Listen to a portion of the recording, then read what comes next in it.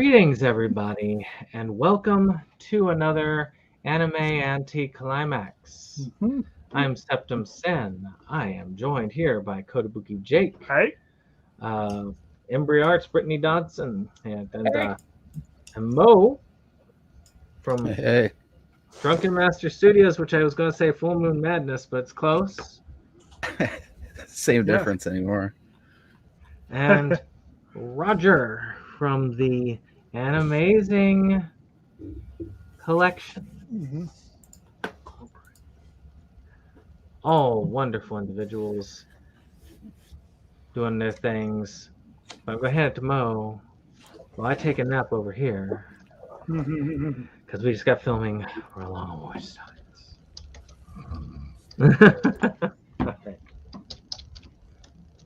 And Mo goes mute. Oh, sorry. I was moving around my mic there. So what's up? Oh, it's your hosting tonight with for your pick. Oh, okay. So tonight we're going to be talking about Those Who Hunt Elves, which is an anime series based on a manga written and illustrated by Yu Yagami. The anime series is 2 seasons of 12 episodes apiece that came out, between 1996 and 1997. Actually, both of the seasons, it looks like, premiered in October, the 4th and the 2nd, respectively, of 96 and 97. It was done by Group TAC. It's licensed here in the States by Sentai Filmworks. And yeah, it's a pretty fun little show. My brother got it back in the day when he first really started collecting anime. That's how I got exposed to it and just sort of instantly fell in love with it. It's like some fun Saturday morning cartoon shit. But before we dive into her, we should probably get your guys' first impressions and everything. I guess we'll start with you, SeptumSin. Is this your first time watching through the series? Well, I was really excited when I heard the title, Those Who Hunt Elves. But then I realized, wait, that's not it. And then thought, oh, well, that's all right. I think I have this one. And in fact, I did. I didn't have that one. That one I think is an earlier. No, that's a newer release because Sentai. Yeah. I have an older release of those 2 seasons. Well, it was initially an ADV release, and Sentai just picked it up. And this is like the condensed version. So I've been wanting to watch it for a while. It's been on my list for a long time. Yeah. And so it's kind of great to have that excuse to finally sit down, look at it, and go, that's interesting. It does remind me of a lot of different anime of that genre. Sorcerer Hunters is the one that came to mind the most when I watched this one. Though others like Maze, even Slayers, the Slayers I would consider the best of those type. Still a lot of cool stuff. In a way, almost an isekai in and of itself when you look at the early days type things. Well, it's a full-blown isekai. These people are literally from another world. They are indeed. And they're pet tank.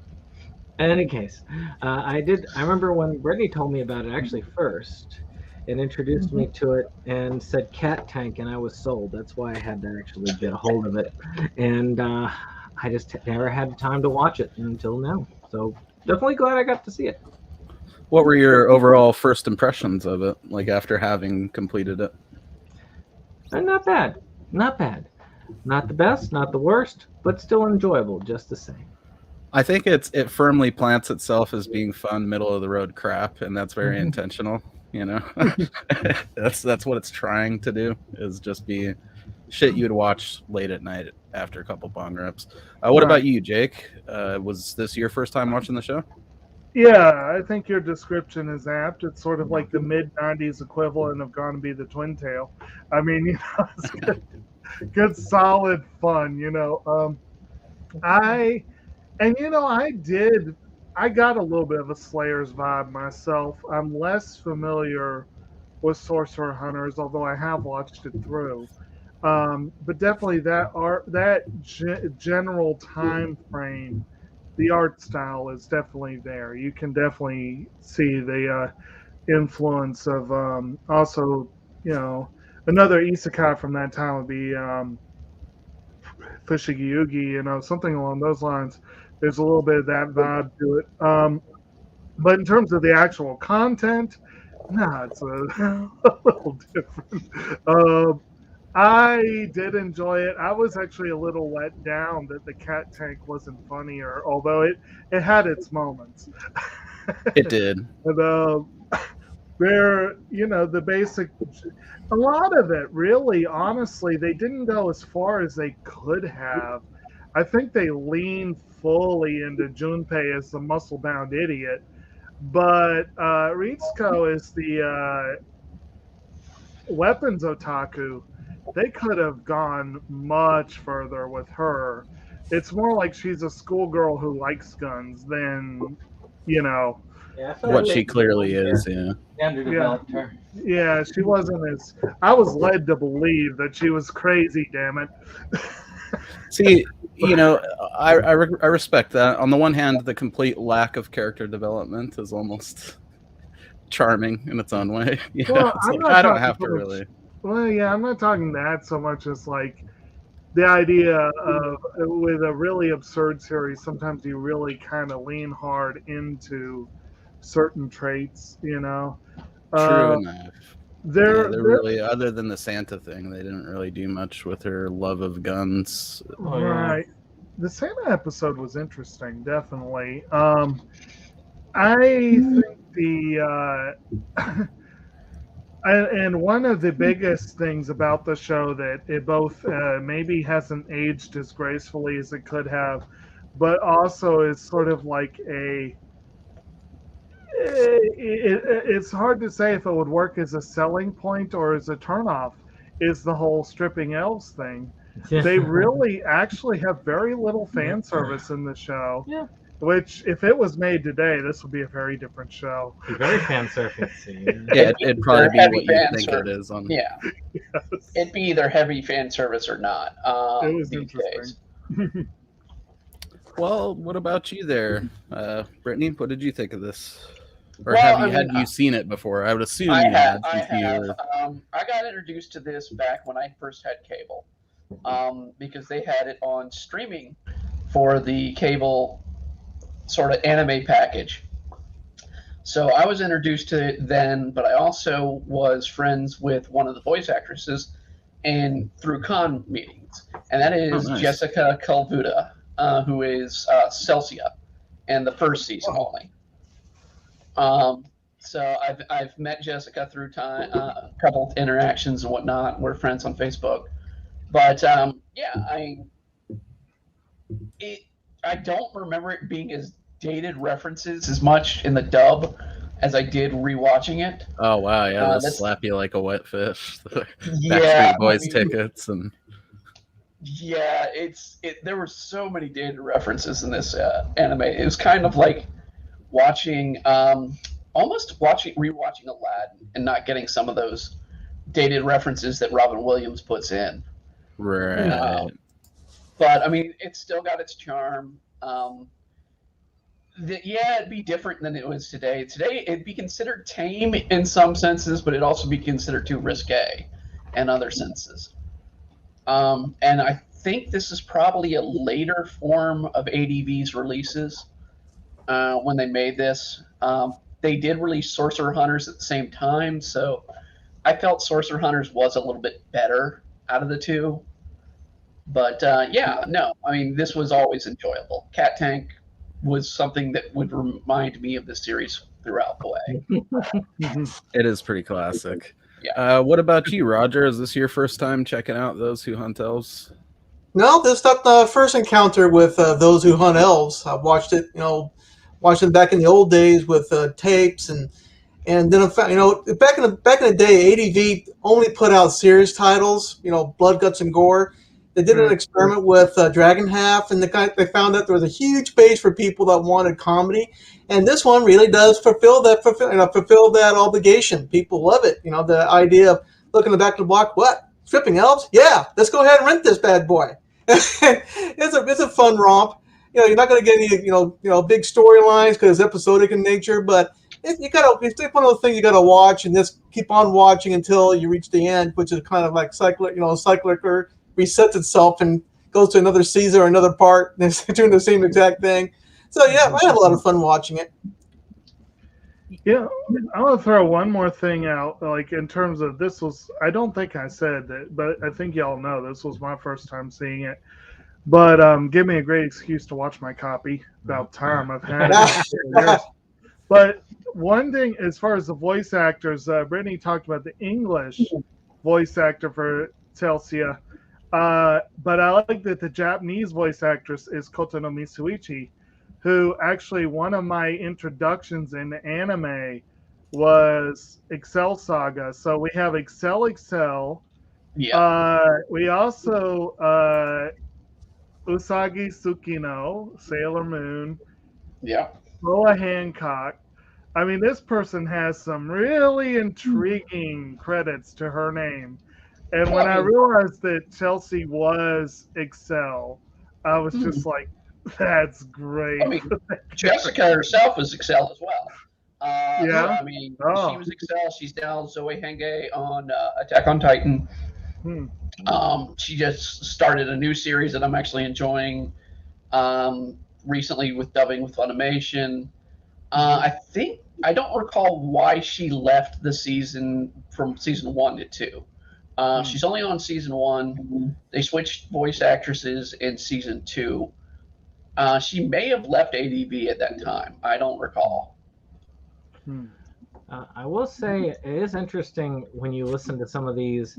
You can tell different voice acting styles when it comes to a dub, because sometimes you see that dub and you feel like they're playing it fast and loose. And this is when it felt like it was being played fast and loose. Yeah. As opposed to the sub. I'm guessing they were a little bit more on point than something like, say, Ghost Stories. But what are the parts of that was? This would have been after Ghost Stories. They had dubbed this, I think, after Ghost Stories. But yeah, this isn't like a full-on shit poster dub, but it's definitely them doing like a fucking goofy Saturday morning cartoon style dub for it, you know. I think they definitely were given leeway. This was probably a second acquire for ADV, and what basically with Ghost Stories and a bunch of others, if you don't know what the dubbing process, especially back in the 90s, when you wanted to go for a bigger series, you had to take on other series that these companies made. Yeah. And because of that, you get these silly crap dubbing because the company would be like, we don't care how you do it. Just go at it. And Ghost Stories was an odd story in and of itself as well, because if I recall correctly, it was one of the few cases where the creator was like, fine, do what you want. The creator actually thought it was crap. He said, let's do whatever. Let's have the spirit of it. And actually, I do like one of the few I like the dub a lot better than the sub. It's a way better situation. It's a quality piece of anime history for sure. I love it. I think the dub is serviceable enough. You know, I'm pretty nostalgic for it, so I've actually only watched bits and pieces of it with the Japanese dub. I tend to go through it with the American dub just because I like the way that it's voiced in a lot of the scenes. It fits. So I think the show being kind of goofy at its core helps with that too, you know. So it doesn't really take anything away from it for me. That it's. I imagine a lot of the dated references probably were replacements of word puns. Right, stuff that wouldn't play well to us. That wouldn't play off well here. Yeah. Right. Well, like I said, my first exposure to it, like actually watching it, was when my brother first started collecting anime back in the day, and he got, I think it is that ADV box set, the chipboard one, like you might feed to a hamster or something, you know, that big thick cardboard sleeve. Yeah. I like they made nice boxes back in the day. It's like, you know, some of the current companies could take note. Indeed. One ADV set, that box looks sweet. And it's I feel like we were both somehow aware of the show before he had got it, because I don't remember it being like, oh, what's this? I remember being like, oh shit, he got it, you know. So I think maybe we'd seen like the tapes at Hollywood Video or something. Oh yeah. Chances are they were out of sequence, so we just never got around to renting them. But the title was obviously intriguing or something. And like I said, I pretty much fell right in love with it. It's kind of one of those shows I wish I had seen it broadcast on TV, because it would have been a treat. Looking forward to whatever goofy crap they were going to get into in the next episode. I like a good like Man Out of Time or Stranger in a Strange Land type story, or I guess the isekai stuff that you see in anime. It's a good subgenre of storytelling in general that I tend to enjoy.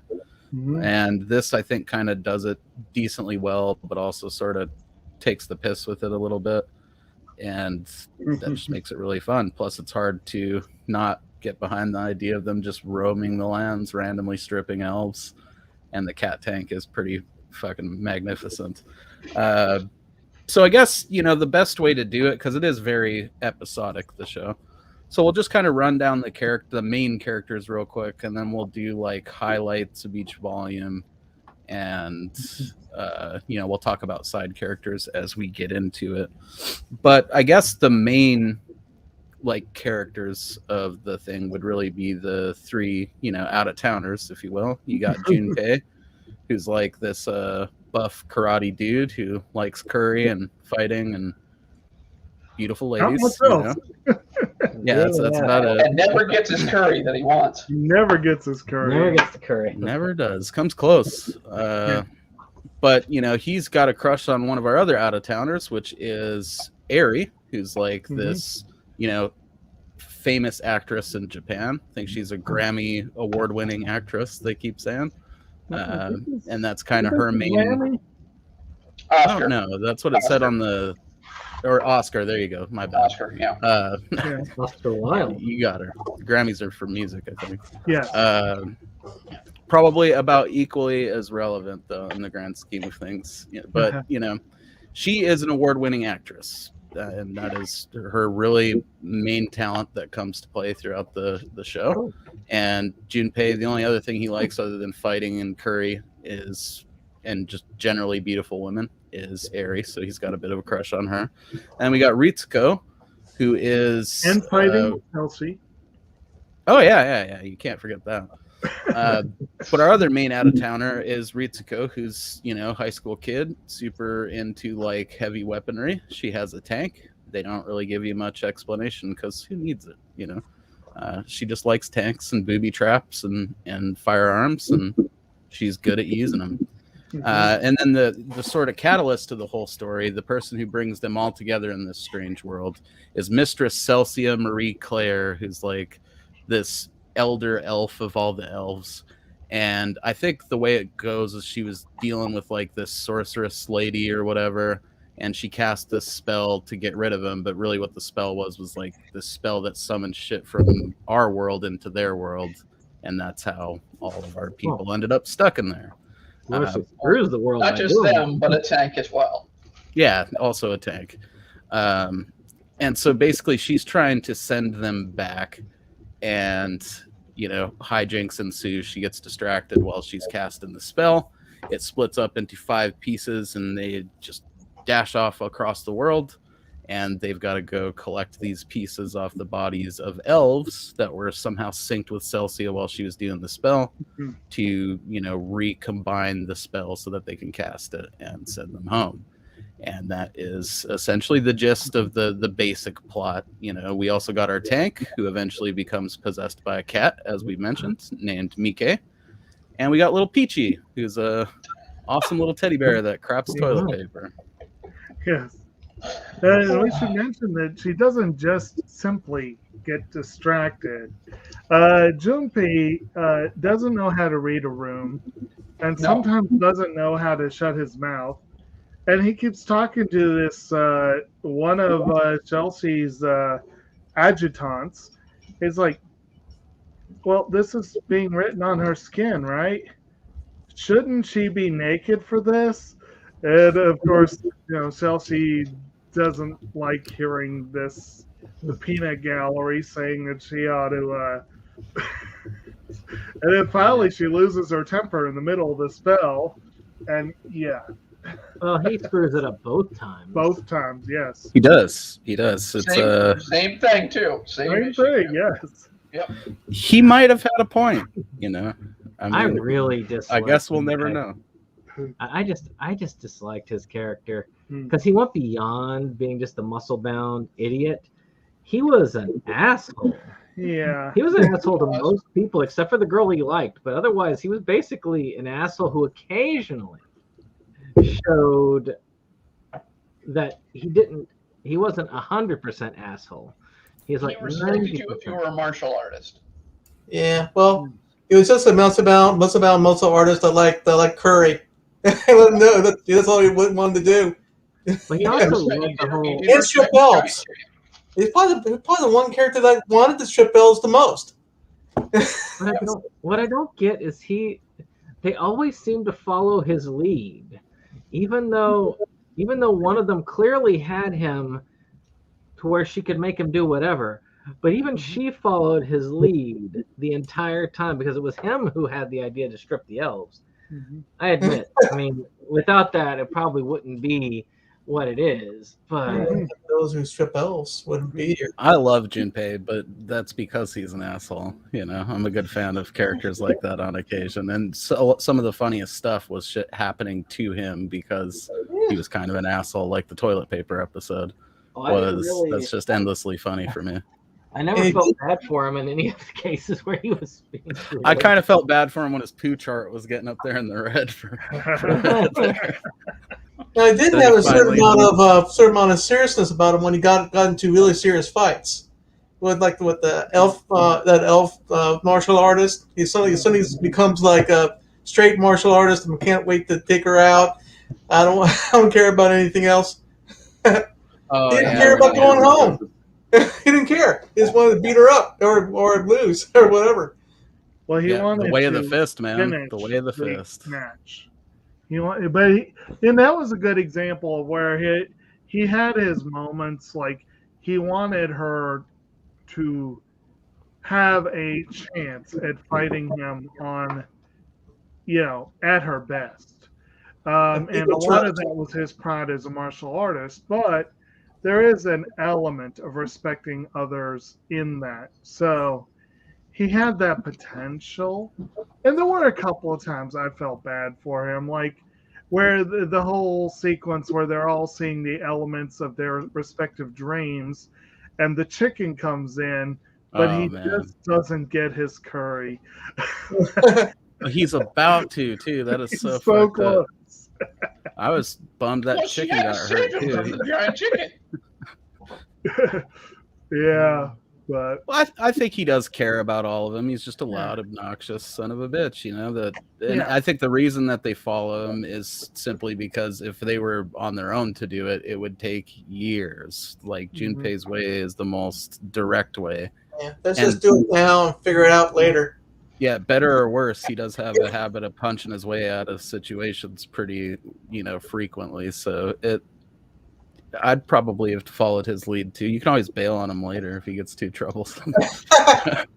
Well, it's kind of an odd thing. I mean, with they had the leader of the elves essentially with them, and all she would have had to do would be to put out an announcement, hey, if you suddenly notice this mark on you, come forward, and they would have probably. Well, of course, I guess that's what makes these series more funny, I guess, and absurd, is that the solution is much more simple, but they decide to go with one of the hardest ways of doing it. The most convoluted way of doing it, and the longest way, and the most difficult way.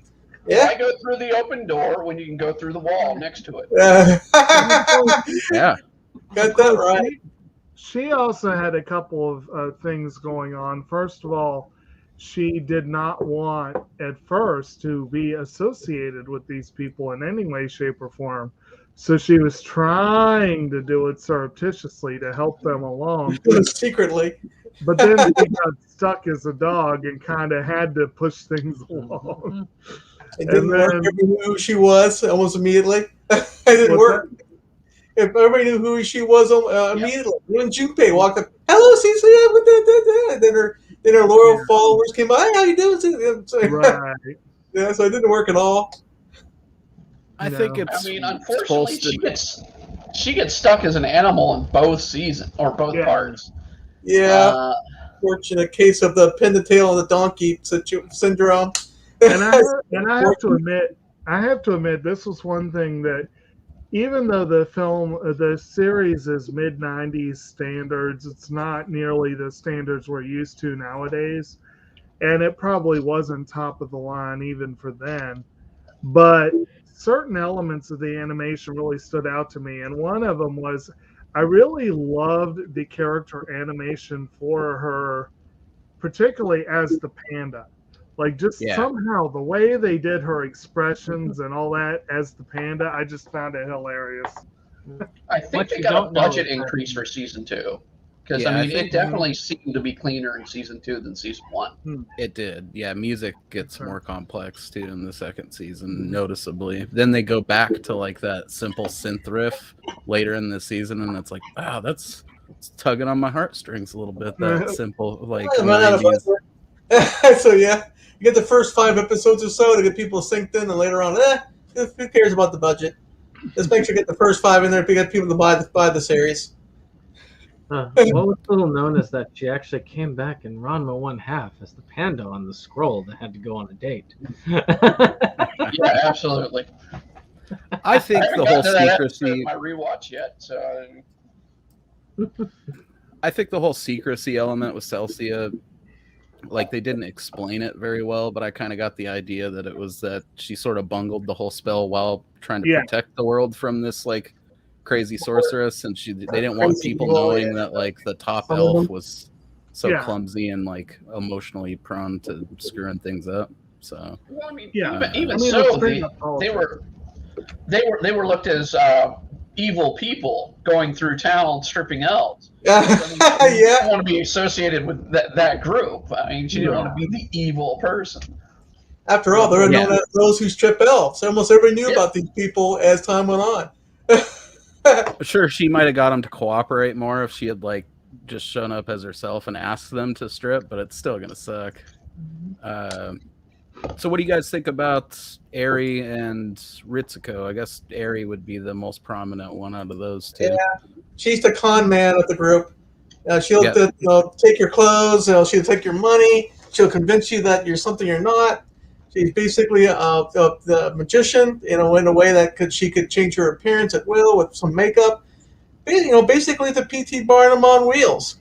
She has big old shoulder pads. She's got those big shoulder pads. She carries a sword for no reason. It's like a Lena Inverse kind of like a character with big shoulder pads and the sword and the strange way to influence people. Well, I mean, she and Jinbei both had those shoulder pads, and it's like outstanding, and the character design is like, why? Why did they have it? Was a thing, man. I mean, it's like those big Aquanet hairstyles too. All I love it. Magicians and strange people have big shoulder pads. That's probably one of the most Slayers elements of it, was the huge shoulder pads and the cape and all that kind of stuff. I'm a sucker for that stuff, man. I mean, you put like that girl from Golden Road, that lady at the programming department that he works at, in one of those outfits. I'd put that shit on my wall, frame it up. There's just something about it. I don't know. I mean, I guess it's like similar to how I guess you find like 80s chicks hot in horror movies or something. They wore a surprising amount of shoulder pads too. It was a thing for like a good decade and a half, maybe, there in certain parts of the world. Pretty much the early 90s to late 80s. And actually, you say, it came out in America in the late 90s, but it did, from my translation, or from where I was watching, it was 91 to 90 was when it came out in Japan. So that fits in with that time. It does. Yeah, it's more of an overlap. I don't know. I like Ari. I liked the moments where her acting ability was actually used kind of cleverly, like when she tricks that chick to drink the different potion or whatever. Yeah, the blue potion. To think that this was the right one, but through reverse engineering and social engineering, it was kind of weird. Oh, this is the one. Absolutely. And actually, in another sense, like another thing this has, again, kind of I guess sorcerer hunters, but definitely slayers. Another thing that this one has going for it is a little bit of that sort of RPG vibe of the Yes, the traveling party, he and feels like a Super basically, Nintendo game. I mean, Junpei is a straight up barbarian type. I mean, that's just there's not too much. And Ari would definitely be the character with the super high Charisma. Charisma. the She'd be the bard. the Yeah. diplomacy. She would be the one you put forward to do your social interactions as much as possible. Yeah. And then Ritsuko would be sort of your ranged fighter. Yeah. She'll be the magic user. Yeah, probably. Yeah. And in this world, her hardware in this world was sort of magical. They were not very used to most of that technology. They never run out of ammo. They never run out of ammo. I wondered where she kept getting that ammo. Right. Yeah. She got They explain the gas. She Yeah, they probably the had gas a bra. She probably had a bra holding. Ammo. Yeah. And then I also found it interesting that they would tell Mike to load this cartridge or load that cartridge. It's like, does Mike have like this never-ending store of ammo? Mike That knows, comes from somewhere. Mike knows about ammo. Right. Well, he picks up the rocket shells as they go along. Well, not to nerd it, but we did some hard math because it is fire. The cannon is fired off a lot, but not like to super excess. And I'm not sure how much ammunition a tank that size could carry. You know what I mean? I mean, I feel like my grandpa would tell me even back in like World War II about being out on tank runs for like a whole day, you know what I mean? And fighting multiple times during that. I don't think someone was running up and reloading them in the middle of it, you know. Right. Now you have to factor in though that Mike's storage capacity was probably halved in order to make room for all of his catnip stash. Yeah. Also, Junpei threw out a lot of used toilet paper rolls, so at some point there was quite a stash in there. Yes. Oh, go ahead. Apparently, Mike is a Type 74 tank, battle tank. So if ever anybody wants to look up how much ammo is in a Type 74 battle tank, I might do that here in a moment. I'm sure the Japanese are a fun bunch when it comes to battleships and tanks and things like that in anime. It seems to be accurate more often than not to some real life equivalent, Right.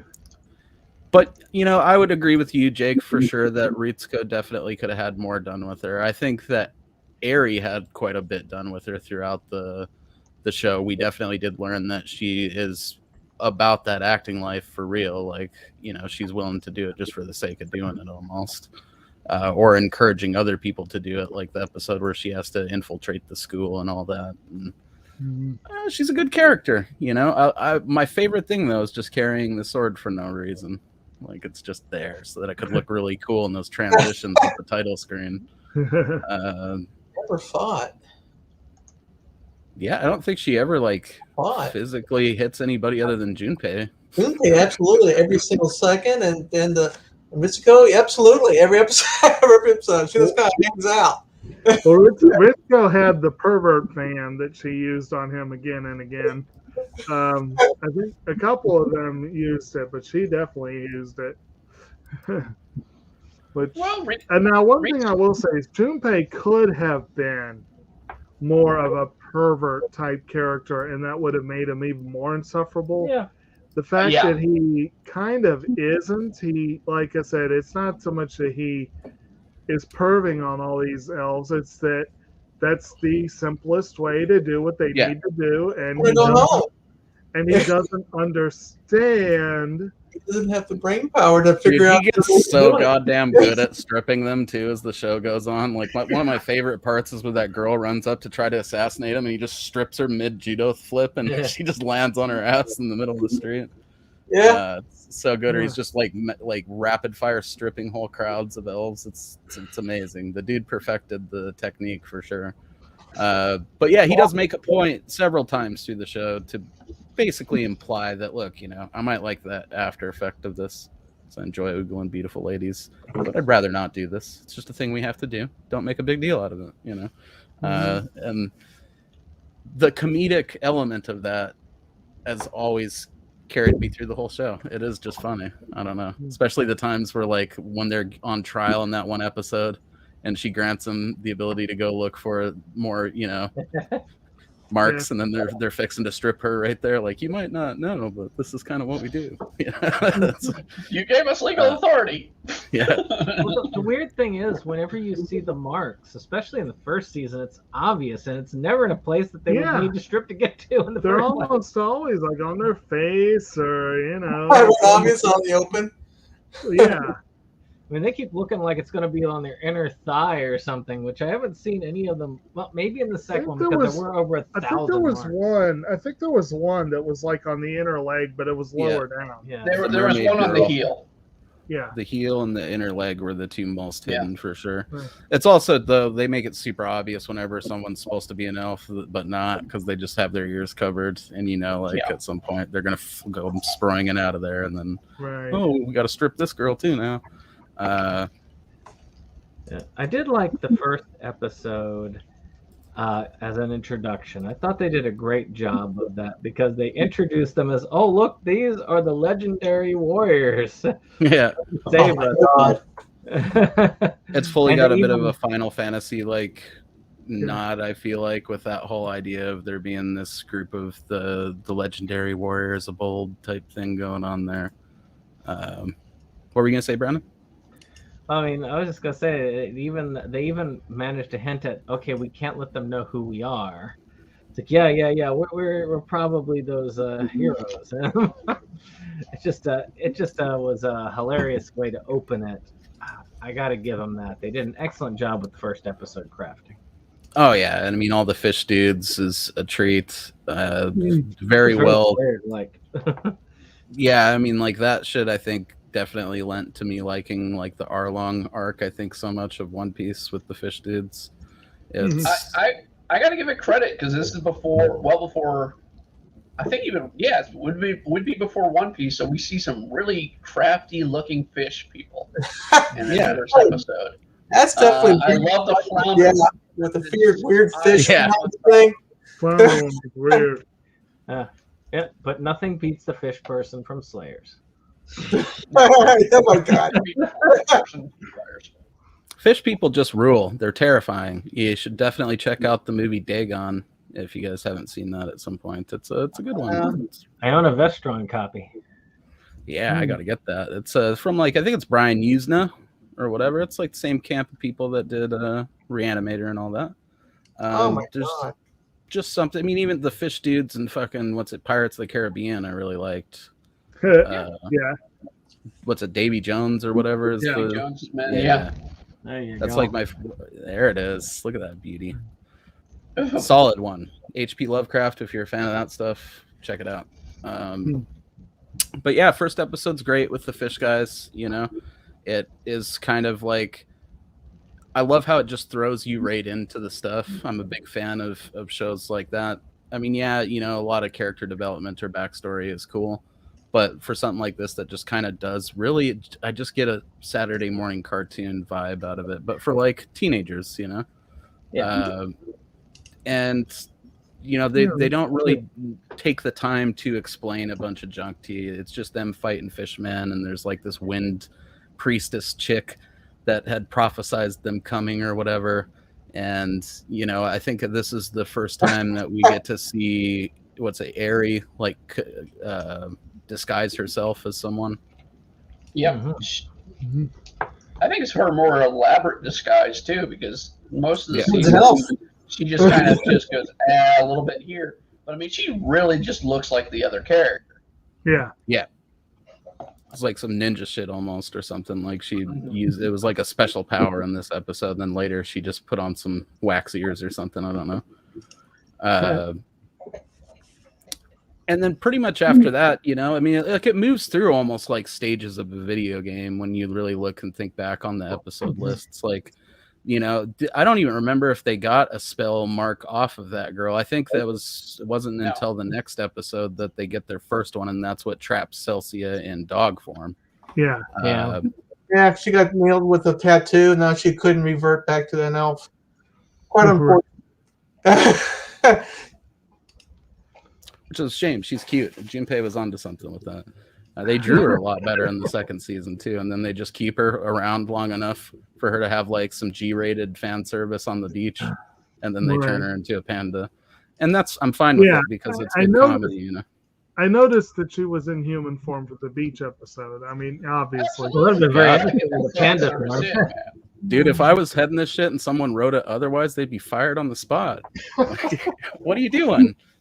You didn't have all of them like in bikinis. If she was going to be a panda on the beach, she would have still needed to wear a bikini. That would have been my. She did become like a humanoid panda girl briefly when she had that Kirsch dress on before it shattered. Hey, I'll take it. But I mean, I thought that was like a good classic fantasy comedy. I guess her turning into like this dog fortune teller for some reason. I don't know. The only other option would she turn herself into like an old lady fortune teller, and then she was stuck as an old lady for the show, which would have been probably equally as funny, but we would have lost some cute factor. But I think in that one they're going after that like Amazonian looking chick with the eye patch, and she has like a whole gang of dark elves or whatever, which I thought was pretty cool.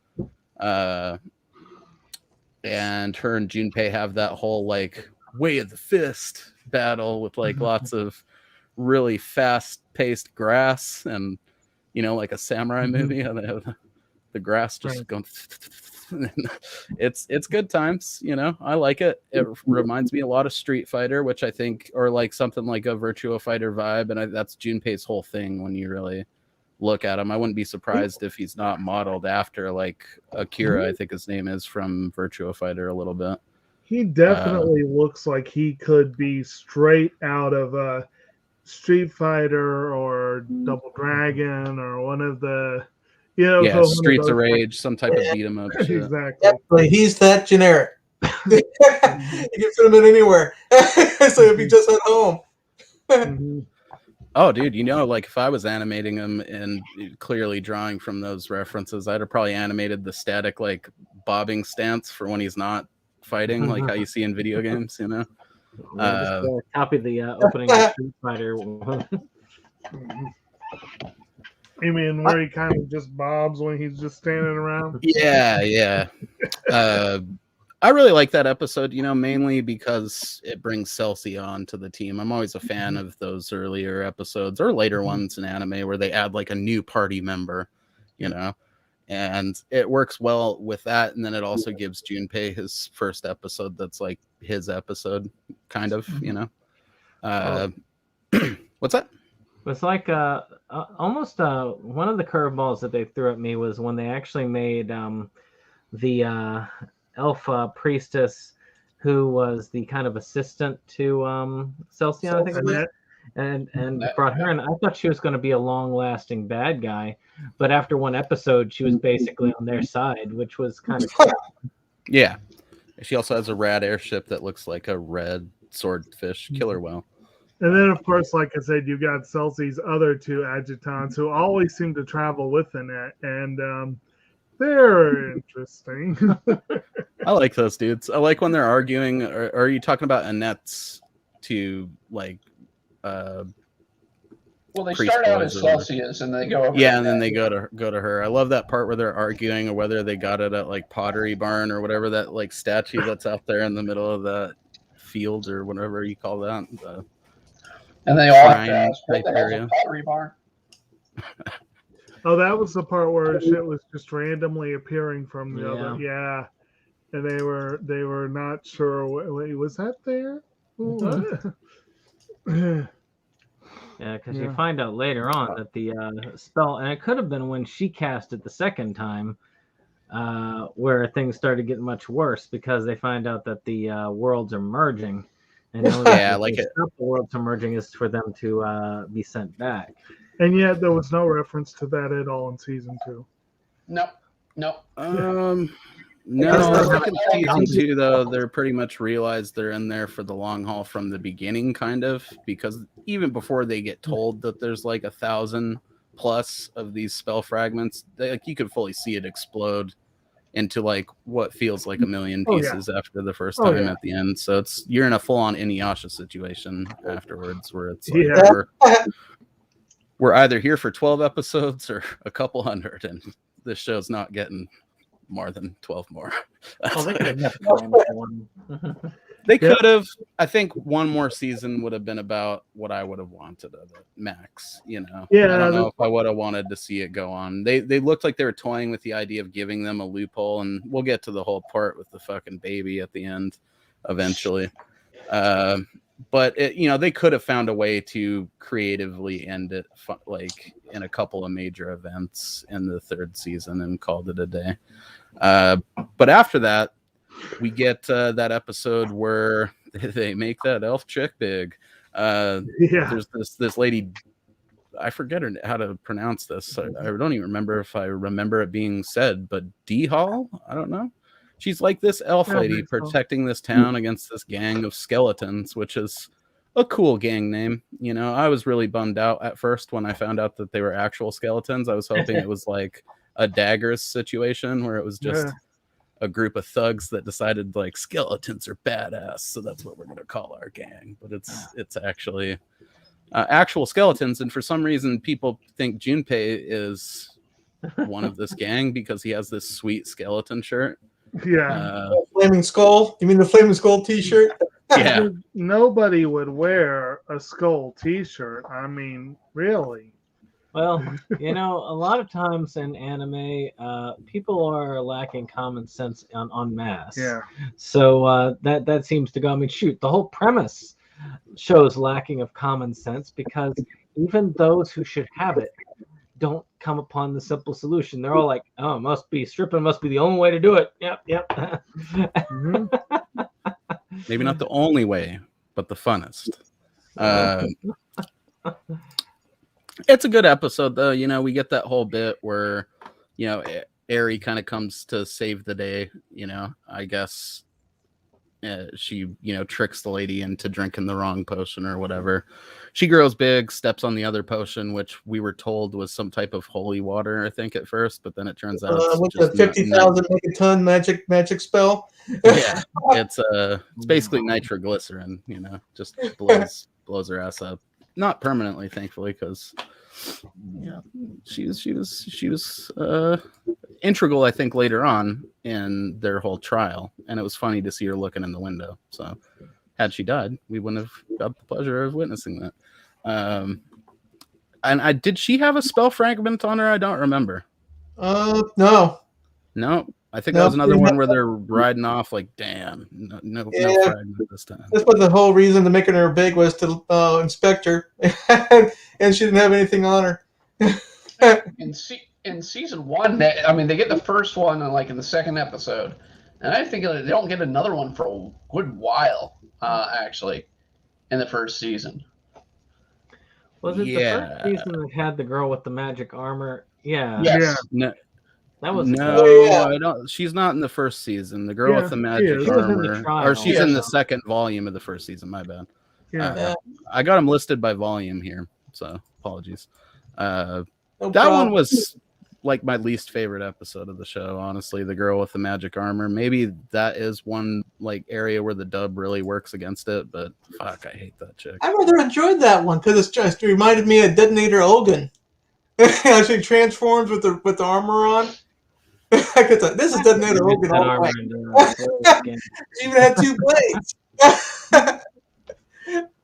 They would have needed this to be a few rating levels higher with people actually getting accidentally sliced up for me to get into that chick. But I could see where there could be some appeal to it. She is a good example of the only person who willingly strips. That's her whole deal. And then it is super hilarious how she just puts it back on right afterwards. I kind of like this, it's a good look for me. All right. She couldn't be separated from her friend. I said, "Oh, I can't be without my friend." I've known it for too long. I do like the concept of the potion that makes elves strip, and it's apparently an elven potion. It's Yeah. like, well, how else would a guy like me get any action? Yeah, that dude rules. A little bit rapey there, but okay, good. Yeah. Well, I mean, he could have given it to her the whole time, but didn't. So I assume he was. I don't know what he was playing out there. I think they just didn't think about it. That was the impression I got.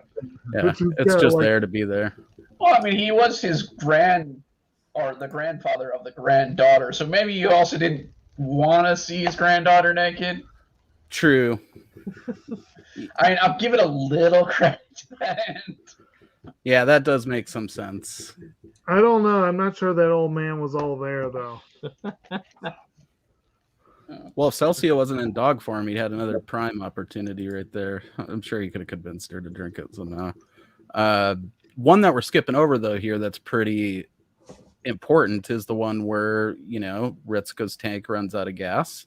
Oh, yeah. And they end up in this town that's being terrorized by the spirit of this cat that keeps jumping into things and just wreaking havoc. Not like maliciously, just because it's a cat. And cats tend to do that, honestly. It's just in their normal form, you can somewhat contain it. I think this episode is pretty brilliant because there's a lot of shows wouldn't have maybe even bothered to explain the gas situation with the tank. We actually see a little bit of a build up to that. Like there's a scene in a previous episode where they're shaving those pear looking things and he's like squeezing them or whatever. And then they run out of those and they've got to come up with some other solution here, This is also one of those Junpei asshole episodes. I mean, he was about to just let her die in the tank. At the end, it's like, oh, well, she's drowning. Well, to be fair, they dove in and then came back up, and Celsia was like, I don't sense any life force from inside the tank. There's only death or whatever. And then he lets out that shriek like, let's go! Even though he was the one who drove her to do it in the first place. I don't know. A little bit, yeah. I just there were a couple episodes that pissed me off at him. That was one of them. And the Christmas episode was the second one, but we get to that later. Oh yeah, I'll give you it on that one. That one was bumming me out. Maybe I'm more attached to the spirit of Christmas than I thought because I was like, dude, why? Come on. He clearly was not feeling the spirit of Christmas. Well, he was feeling the spirit of ramen. We get to it. We can pick favorite Santas later when we get to it. I think you guys know which one's mine. Fucking. Well, my favorite Santa is always in that other odd anime that had the Street Fighter type Santa. God, what was that one? The one with Dude, I love in a Hayate Combat Butler where Santa comes and he's just like, "Why don't I ever get any gifts, Santa?" And he just goes, "Because you're poor." Evil black Santa. Yes, I love that. That's a show that needs an American release. Oh boy! Yesterday. What, Hayate Combat Butler? Which one? Kya and Kazakniki. Diary of a Crazed Family. I gotta give it that. I'm not familiar, but if it has Santa, Street Fighter powers, that was pretty impressive. What's that? I thought most of them. Oh, I was just saying I'm not familiar, but if it has anime Santa, I'm down. I love it. Just keep them coming. So let me just go briefly over our volume probably one. The cutest Shinigami in any show ever. She's insane. It's great. What's up? I mean, we already kind of talked about Annette's intro. She comes, because she's bummed that Celsia's helping out the elf strippers now, and she's gonna stop them, but then doesn't. And she becomes their friend. We do have kind of a secondary Way of the Fist episode for Junpei with that rapier girl, the kickboxer that's got to defeat 1,000 opponents or whatever. And they think that she might have a spell fragment, but I think it isn't just part of effective kickboxing or whatever. No, she has. She had a curse. She had to do. The thing about it is that the curse doesn't do anything. There's no. I thought if she hits 1,000, she might die or enlightenment might happen. But it kind of turns out that it kind of hangs out. When she gets to the end, she said, "Oh, I guess I'm going to be a nice martial artist from now on." kind of vibe to it. Well, she Well, had yeah, it's kind of a she had letdown. misinterpreted the point of the curse, and she kind of finally learned her lesson, and it just happened to be the 1000th opponent, I think. And it was probably because she thought she had lost. Yeah. So Well, I think Yeah, the it whole was thing me. was that she was. Oh, go ahead. I mean, the curse was basically to teach her humility in fighting. Yeah. And so, I mean, she got the curse because she was not being humble. And so the concept of the curse was to go out, fight 1,000 men, then hopefully by then you'll learn your lesson. That was the concept of the curse. So there's no real curse other than to trick her into finally learning humility and losing. And having to start Right. all So over. in a way, the curse was her own ego. That's deep. Mhm. And also in this episode, it's like one of the semi-dark ones because the old master dies during the fight. Yeah. So it's a little bit dark, but that's about it. So that's not another thing I kind of wanted to point out. I'm with you though. I think Roger. It would have been cool if, like, after she rolled it over to 1,000, she did her, like, since she was a kickboxer, her legs just got really fucking buff or something. That would have been sweet. Yeah, something should have happened, but nothing happens.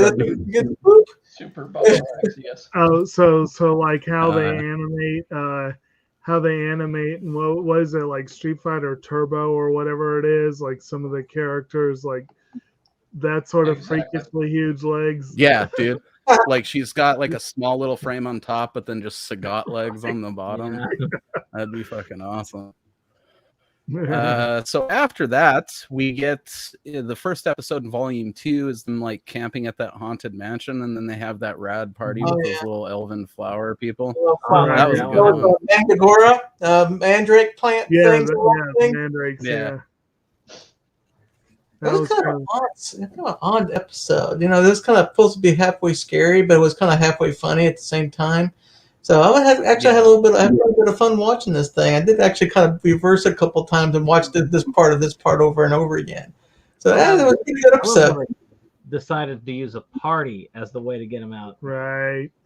It's almost like that one goddess that was holed up in her cave until another god threw a party.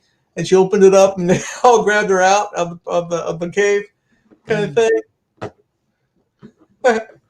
I found it interesting. Whatever works. I like seeing when they take traditional stories and folklore and fairy tales and whatever, and turn them on their head. So, like seeing their version of the mandrakes, I found that very amusing because it was a very unexpected version of that lore. And I liked the whole animation too when she was first telling like the basic mandrake story, and it showed the creepy little man on the bottom of the plant and the streak and all that. You're gonna die for sure. Don't mess with it; you'll die. It is one of two episodes though where they definitely dabble briefly in like some horror stuff, but then they pull the rug out from under it, and the way that the show, you know, to make it fit the mood of the show, and it works kind of like the panda episode with Celsia. You know, you think you're getting into like some full-on werewolf shit, and then she turns into a panda, and it's just awesome. But yeah, I mean, I liked the idea of the little plant people getting drunk by just sitting in the wine.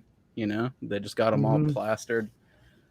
Junpei was giving it his best, trying to strip them manually before, but it just wasn't working out. So, you know, I think it was Aerie that had the idea to do the party and get them all sauced up.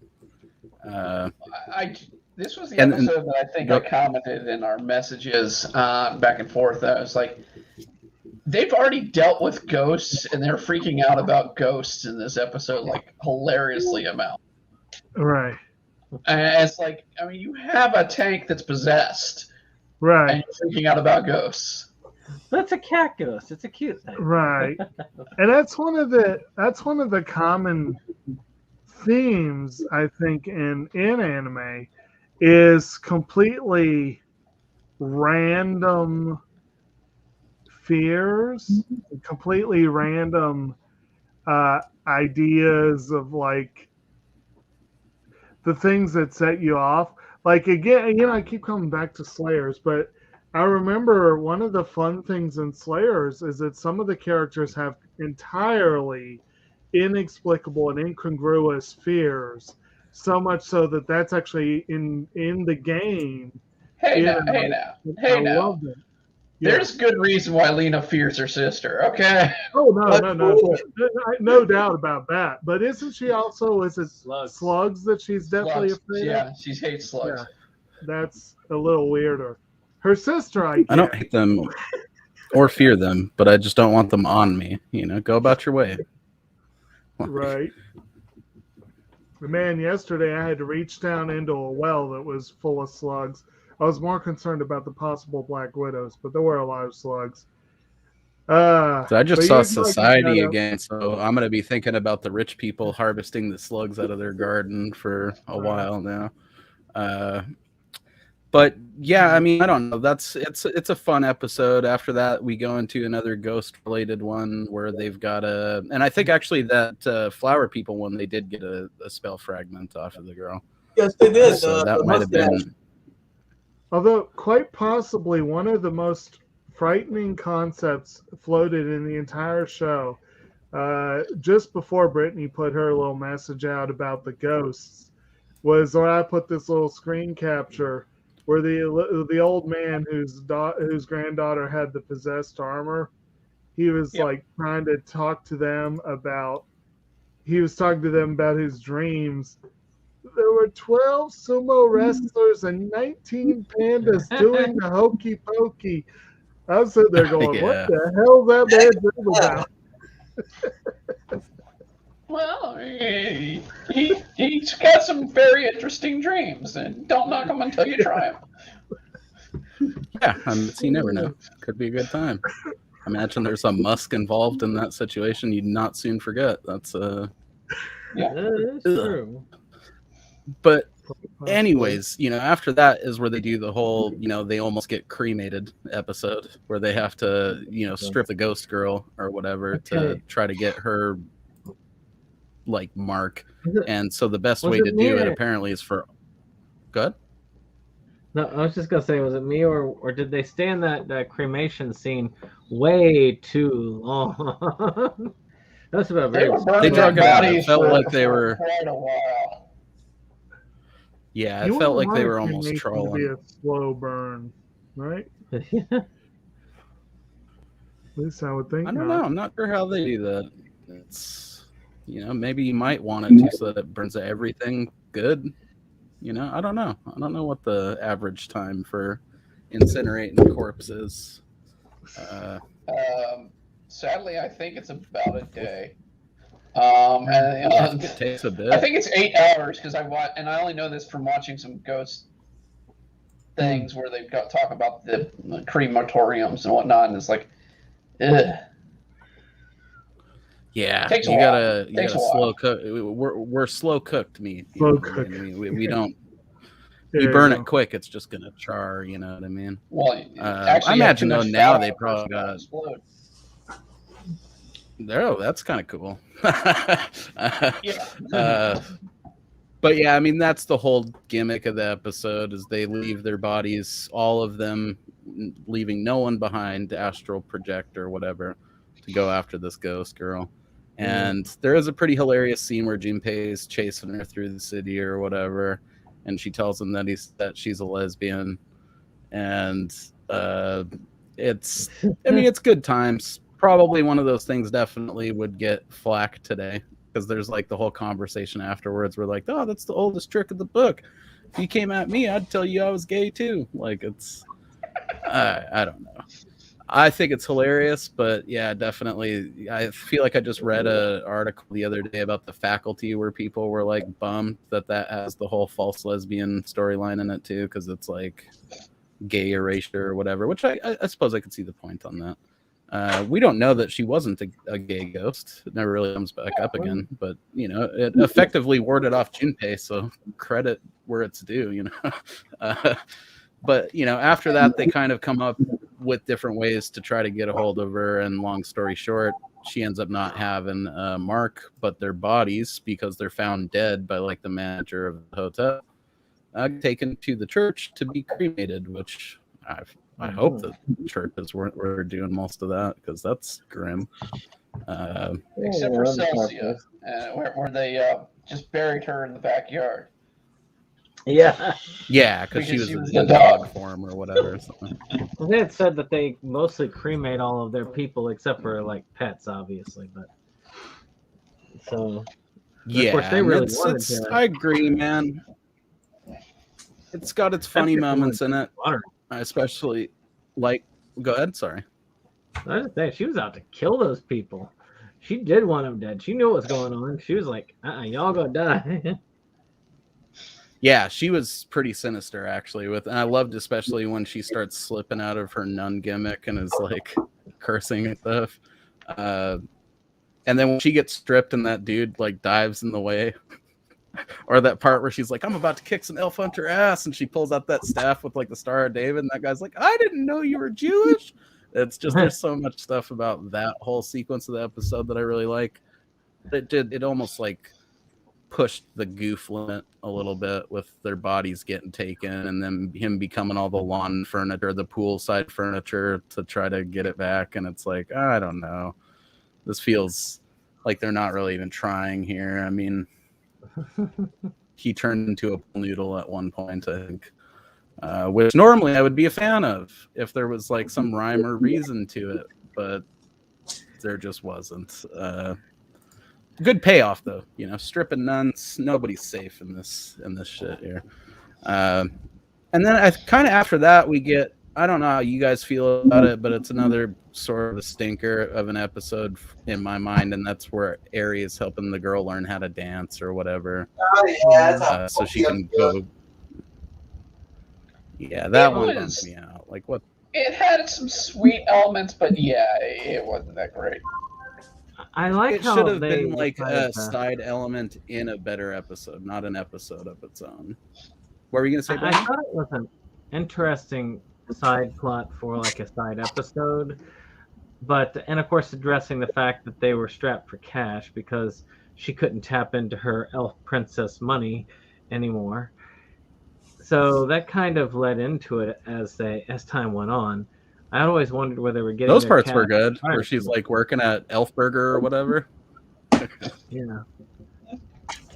So it was some interesting stuff, and I think they needed more of a centric episode for the other two female characters anyway, because though both of them had some development, they had no development compared to Junpei, who had all the development practically throughout the series. Does he develop though? Spotlight. I think he really, gets the spotlight more, but I mean, he develops in that way, like a dirty sock under your bed starts to stand up on its own. I think it's he's not really character development in the same way where it's satisfying. Like it's just kind of like, oh, it's more Junpei being a dork, which I love. Not knocking it. Like I said, I enjoy the character, as scummy as he is sometimes. But yeah, I agree. It was nice to see Aerie get an episode. I think they did a better job with like a solo episode for her and the one later on where she has to infiltrate the school. That was like a much better example of showing her strengths of character and all that. This one's just kind of like those fucking movies they would make back then where someone had to learn how to dance or whatever. And then it all gets messed up. I do how they just bust in there like. It reminds me almost of like Batman when the Joker crashes that party. Like there is a little bit of that element to it when they show up in the gas masks and they just fucking tear gas everyone and start checking who has elf ears and stuff. That's pretty fun. So it's not without its charm for sure, but I think maybe it coming right after a bit of a somewhat stinker of an episode doesn't help it either. You know what I mean? Yeah. Like if they maybe put the cursed girl armor before this one and then had this, because that's the very next episode is the elf who couldn't undress with the girl in her cursed armor there, which as I already said, that one didn't really hit with me as well, and never has and still hasn't, and I think it largely down to the voice acting of that girl. on the English dub. Yeah, the voice acting on the dub was not that great for her. I think I remember actually using the concept of this one because I saw this years ago. I think I remember using the concept of the girl in the armor against you, Brandon, and maybe even Jacob at the time in a game, role-playing game. Nice. So I may have used that same concept, but well, and good. No, go ahead. Oh no, I was gonna just say that's rad. I mean, I can imagine it being done better for sure. The whole idea of someone stuck in like cursed armor with swords welded to their hands, like some fucked up Edward Scissorhands type character almost. You know, it's there's potential there. And the old man was funny. It's just on the dub, that girl kind of kills it for me. But you know, I can imagine it being better with. I like how she comes by later. She does come back later on for the trial, which I did find entertaining. And her entry. Oh yeah, that's great, dude. Also great. Take the witness hand and just chop it to pieces. I love how she chops up like the stand, yeah, and then they have it taped together with like Scotch tape afterwards. That's good stuff.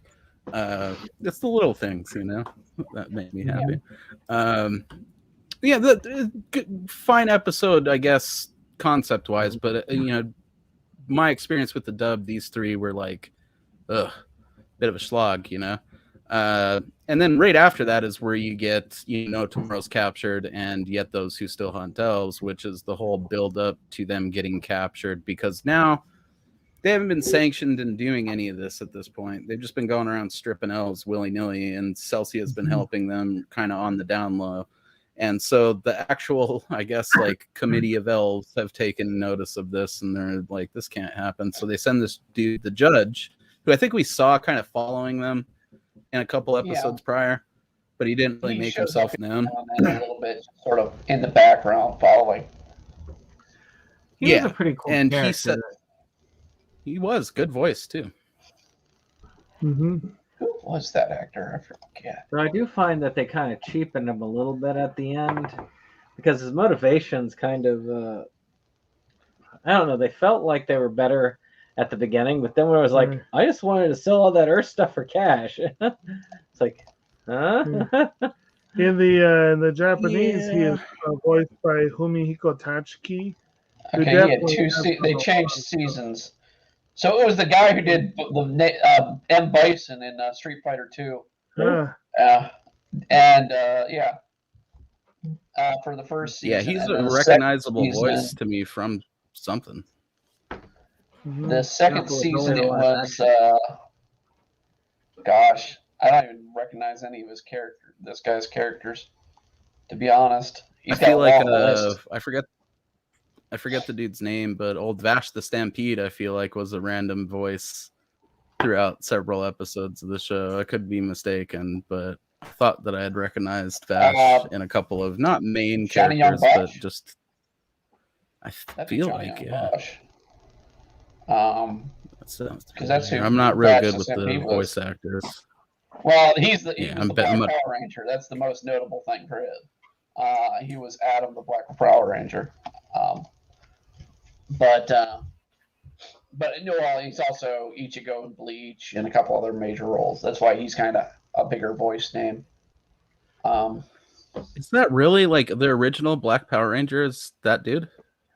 Not the original. He's the second one. He's the Asian one.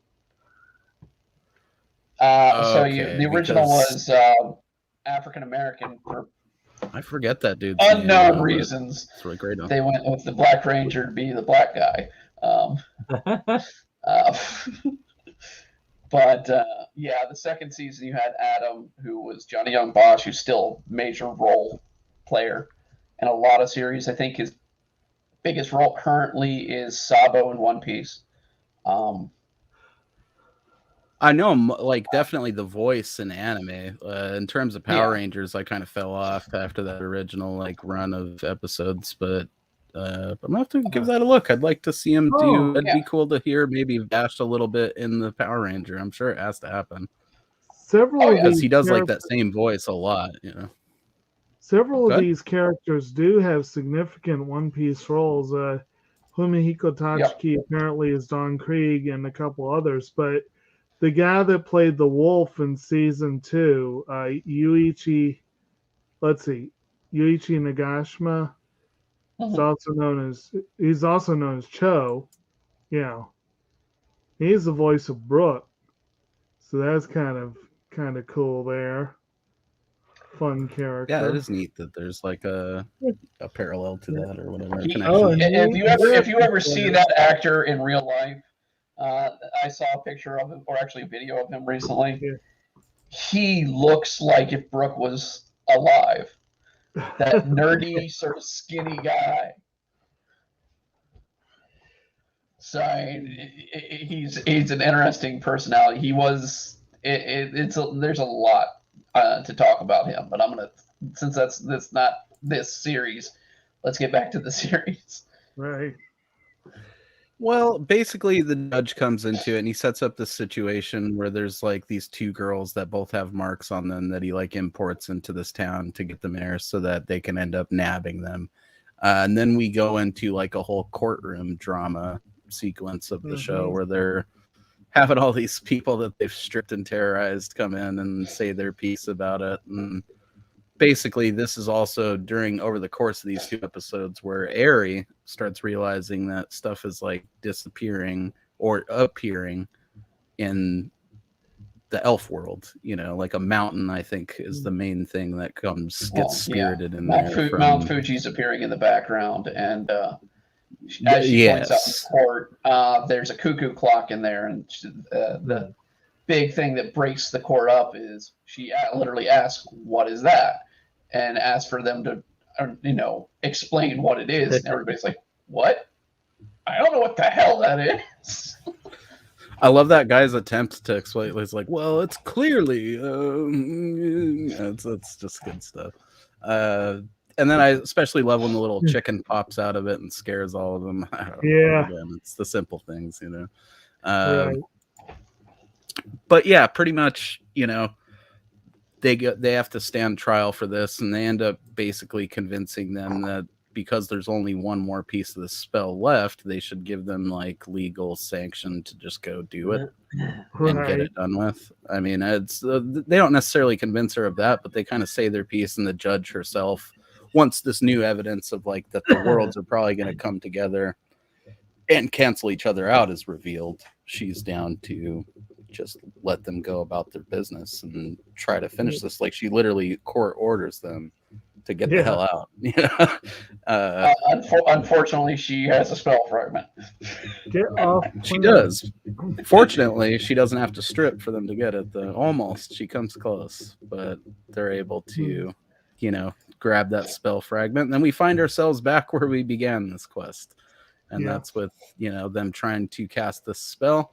And she's doing a much better job of it this time, but fucking Junpei keeps having to mention how she should be naked. And honestly, had she just tried it, he might not have needed the second season. I don't know. He might have been on to something.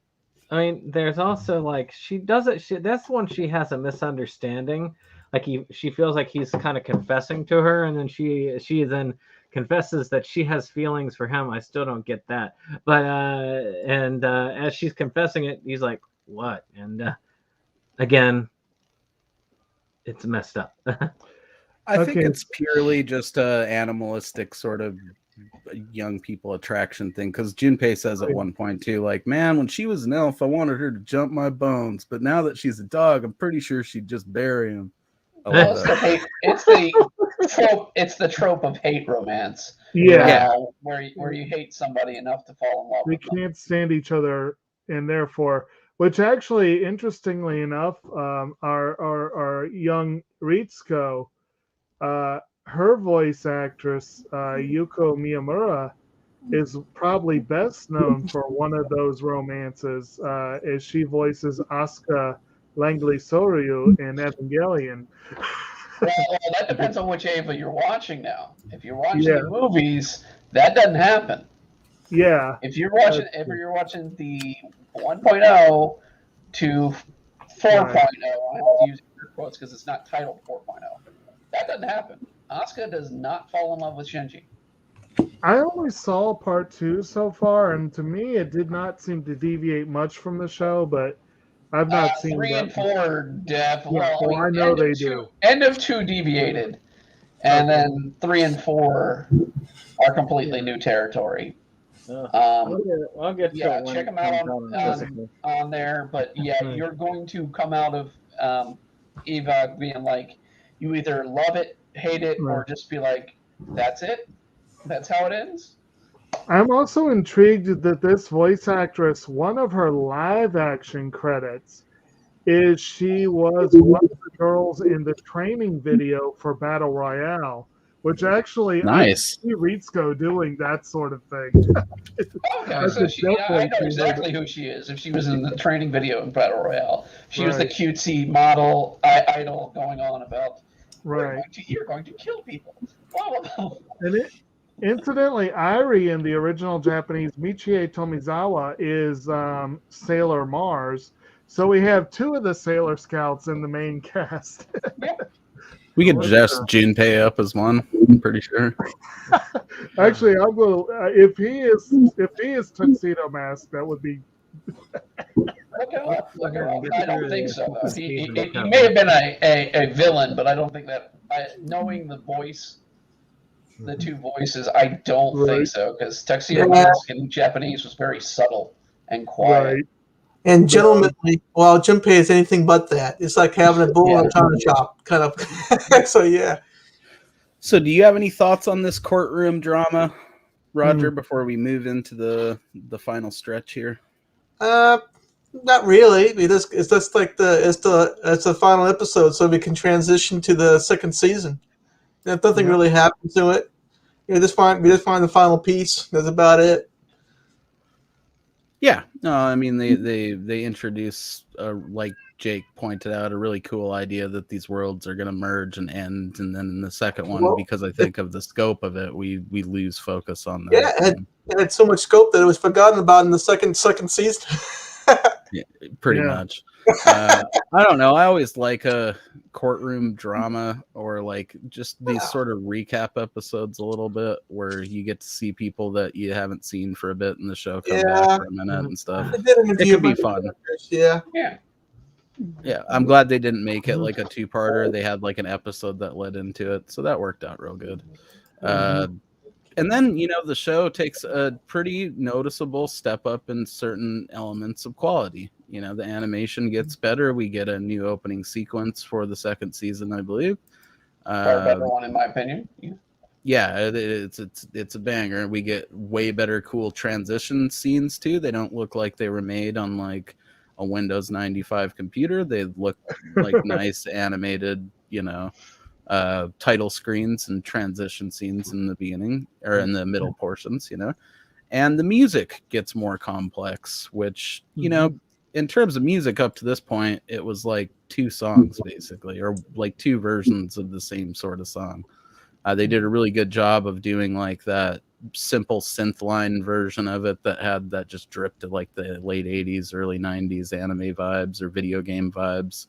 And then they had like that more kick and beat with like that little guitar riff. And then you were really lucky in the first season, you got them combined into like one awesome song with the synth line and the guitar riff and the beat. And it was infectious, man. It, like you pointed out, it does have a lot of video game vibes.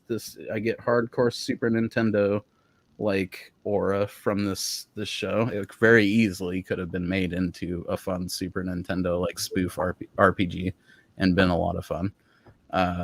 And we start up this second season of the show with them screwing with some mermaids, and we get your standard sort of classic like cast goes to the beach fan service episode, only it's not like raunchily done, which is pretty nice. Human bait too. Human bait. Yeah. Oh yeah, that I found that kind of amusing. The fact that they is like there's a heavily patrolled beach, heavily patrolled beach, and it's like somehow using a human as live bait to fish for sharks is not against the rules. But I if didn't you think set to write one it in the foot, rules. That's the but reason why. if you set 1 foot in the water, you're obviously trying to fish by hand, Yeah, and no therefore catching fish. violating. Yeah. No water fuel. I did find it funny that they managed to creep out the guards that much by what they were doing. I almost, because they drive it home so hard, this point of how over policed the fishing is, that it almost makes me think it's them like taking the piss of some real life Japanese fishing regulations. Because I feel like I've seen like a couple different anime that deal with fishing over there, and obviously some travel vlogs and stuff as well. And I feel like I remember it thinking even at the time that, damn, like Japan is a lot more strict on the fishing regulations for the general public than we are in some states over here, you know. I think they made it more restrictive at that time. Because in the 80s there was no, I think, restriction. Right, they could just go balls out. That's when you saw, especially in anime, you even saw it where characters just en masse fished off the side of the shore constantly to get their lunch. I mean, they just fished to get their lunch. And that would make sense that this would be around, because it feels like they drive the joke home so many times that there's almost like some spite to it. So I think you're onto something with this maybe being around the time they started to tighten it down. So whoever was writing this was like, oh shit, you got to be licensed to do everything down there now. That motherfucker that wrote it probably got caught diving for fish. Might have had the Kramer moment from Seinfeld where he got the lobsters from the government lobster traps. Oh man. I could see a D&D group doing that. Like the GM is like, okay, I'm going to make it difficult for them to do that. And then the D&D group says, oh yeah? Okay, we're going to take the fighter. We're going to wrap a giant hook onto his back and attach a rope to the hook. We're just going to say we're fishing. And when they come, it's like, man-eating sharks. That's what we're trying to catch. And then when the man-eating shark actually does come out onto the shore, that did. You know what else this scene puts me in mind of? Our food gathering level of difficulty in a certain game we played. I was just thinking that as Brandon was saying that. Like, honestly, the human bait thing would be hilarious, but I would laugh fucking endlessly at a DM that had that much regulations on fishing to begin with. Like, this guy's gone full game warden on your ass.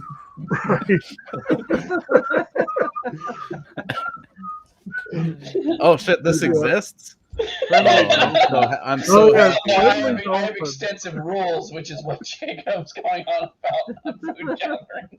Random things in the system, but I mean it's hilarious. Oh, I imagine. I love a good randomizer. But yeah, I mean, basically it turns out that there's like these mermaids in this other dimension, and they're pretty much just down to strip for them if they can get rid of this shark, so that they can come through their Stargate and fucking use the beach every now and again.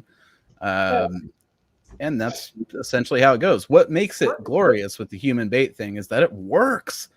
He actually, they make it work with this whole coordinated, like, okay, Junpei, you swim around out there, and if you don't get eaten and you're able to stick this hook in its mouth, she'll, Ritsuko fires a warning shot out there to Mika, and he just jerks the shark out of the water, and then they kind of forget about it, which is the best part.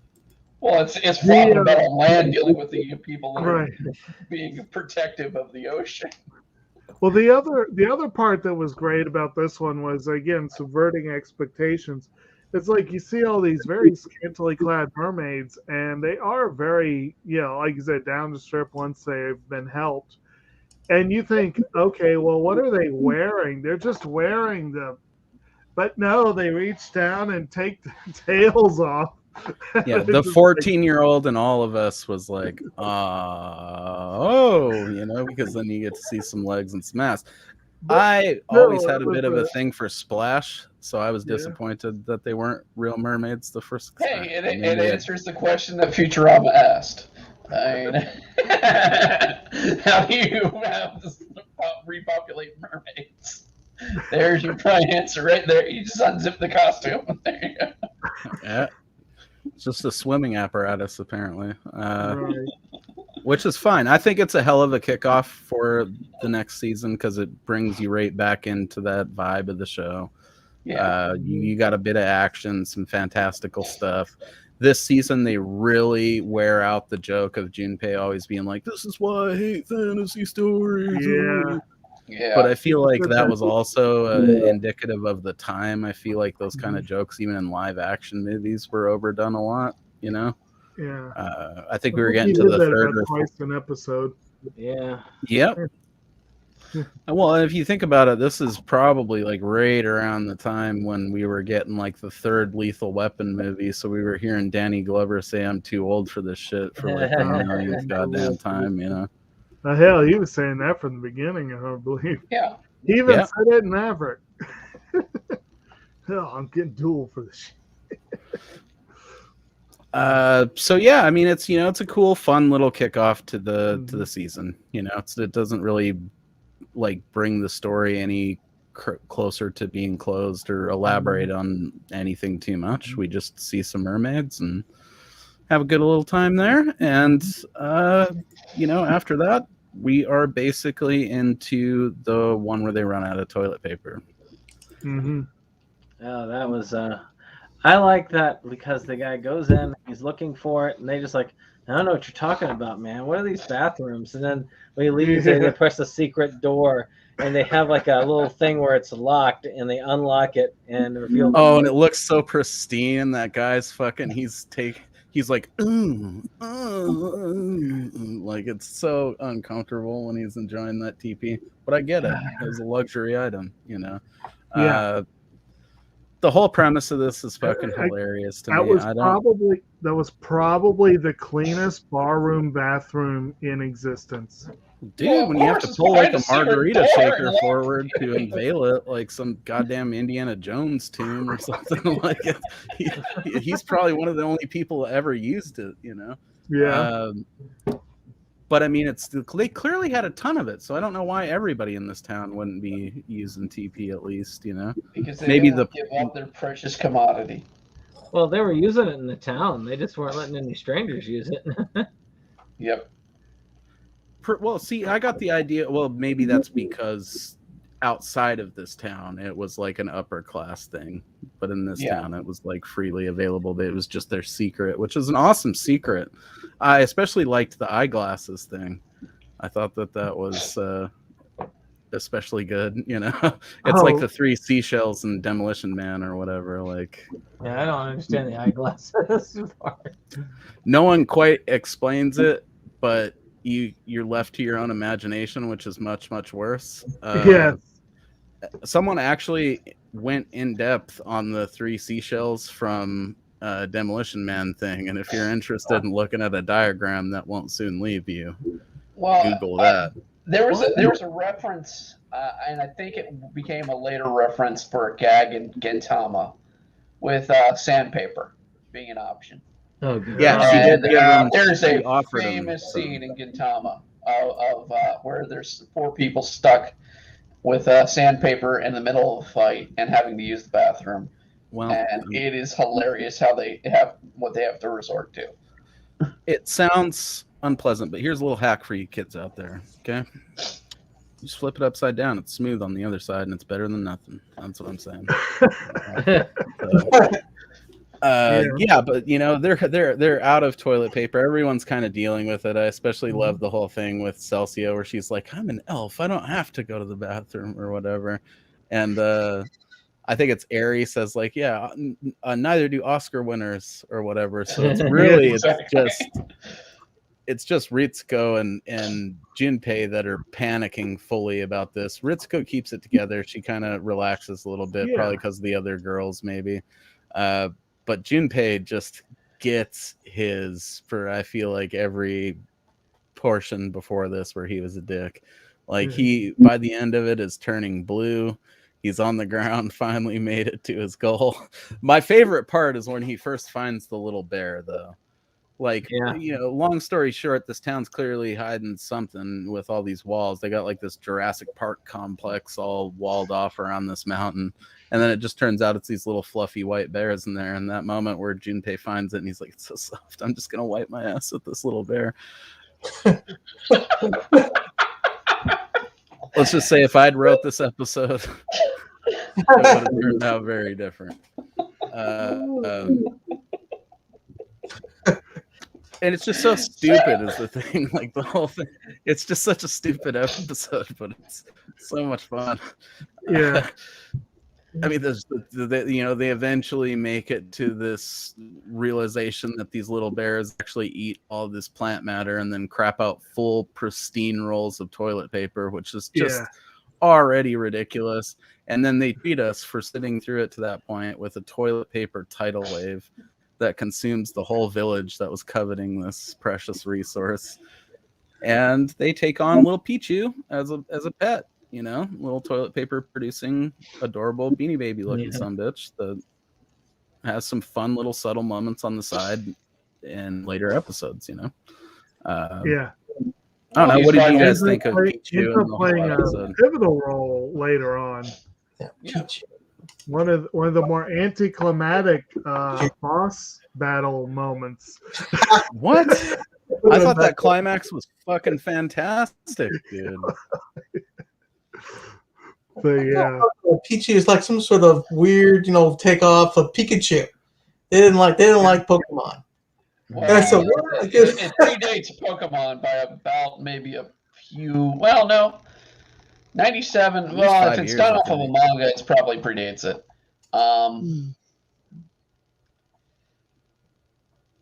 Wow, actually, no, wait, that's Returns. Where's the original when did manga? Pokemon come out? Okay, it came out in I feel like 94, but I don't know Pokemon- when Pichu came out. Came out in the manga. That's the catch.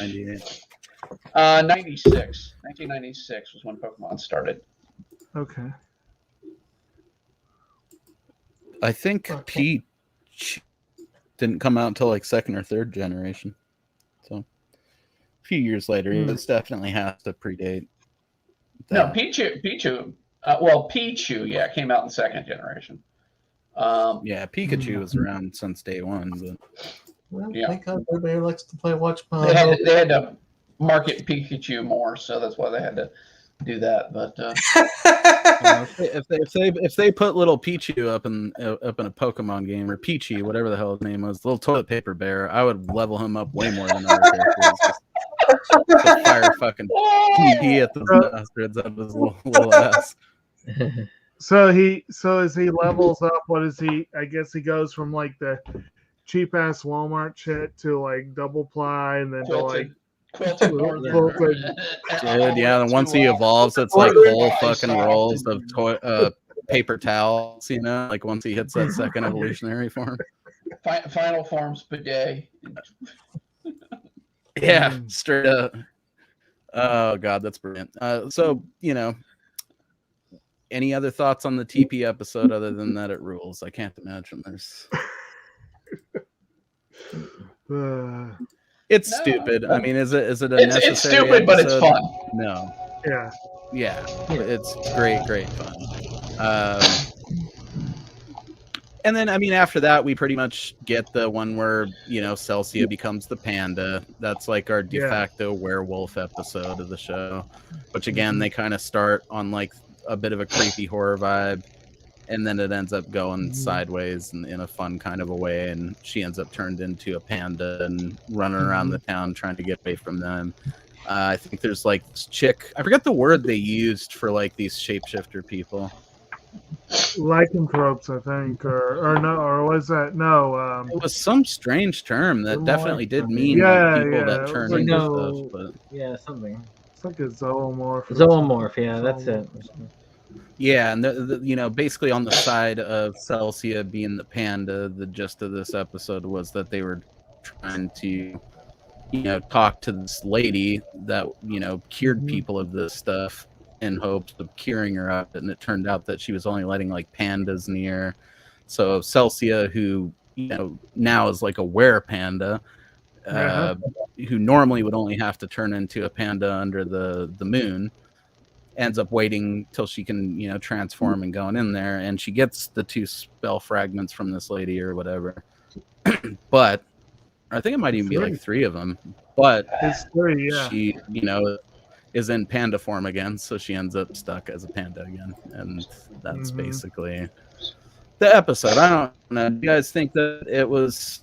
I mean, I think we're all a fan of the panda animation and her as the panda.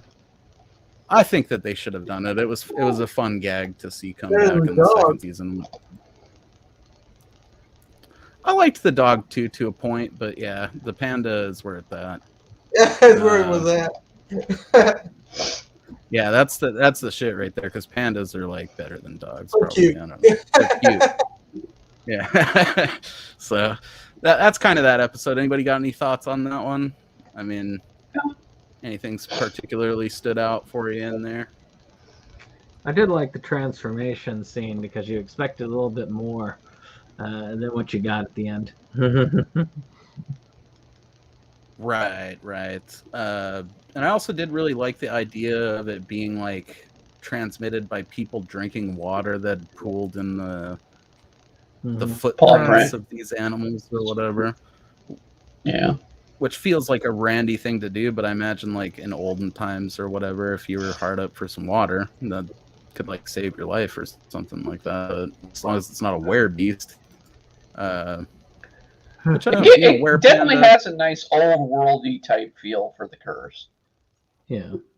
It does. It really does.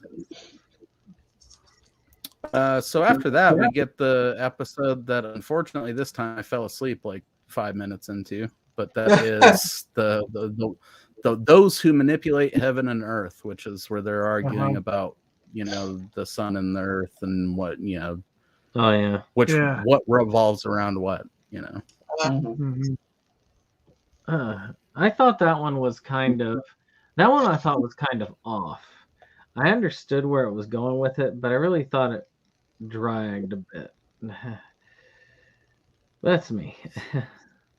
It's not one that I particularly remember from previous viewings of the show, so it very well could be one that I've checked out on in the past. This just happened to be one of those times where you fall asleep and then you get back and you resume your friggin' Blu-ray player from where it stopped after you woke up, and we're like, oh shit, and you paused it, and so the next day when I went to watch it, was just on the next episode, and I didn't get to go back and give it a look. So yeah, I don't know, man. I mean, I feel like I remember Junpei being surprisingly smart about it. Yeah. Yeah, he wasn't as much of an asshole in this episode. He kind of was respectful of the girl's wish to sort of observe and wait until that occurred, so she could get the observation done. Mm-hmm. Right. I mean, it's a shame he couldn't have saved some of that for the Christmas episode, but Right. It was everyone's holiday. That was a terribly odd hang up for him.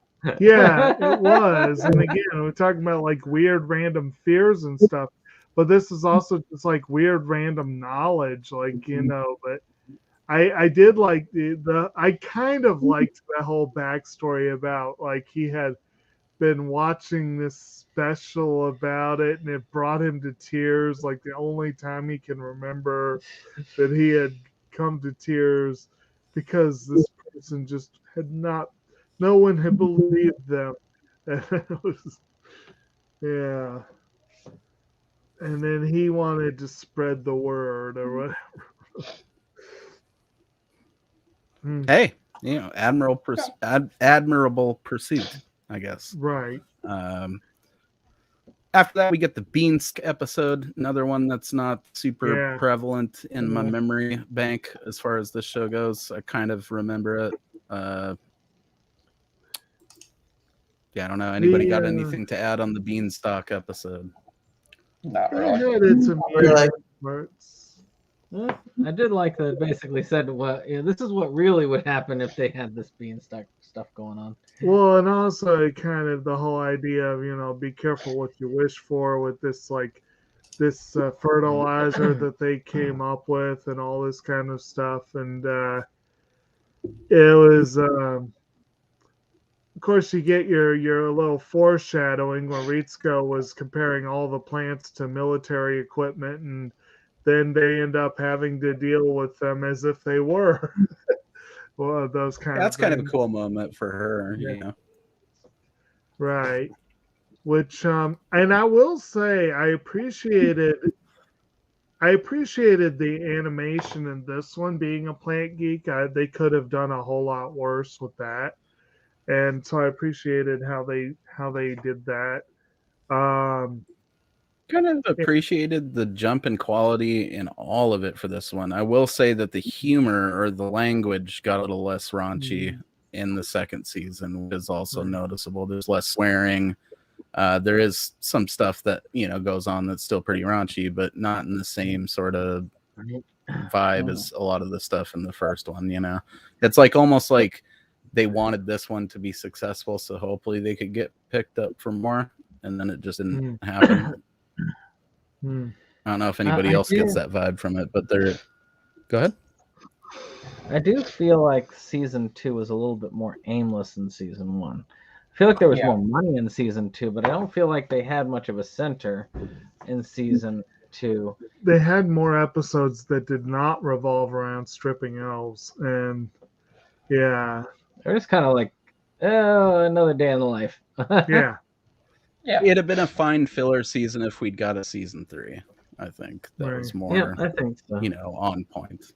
A lot of fun stuff. I still super enjoy it, but yeah, the first half of it you could almost see being made into like a Netflix season with some asshole comedians or something in there, or like a web series back in the day would have spoofed it or something like that.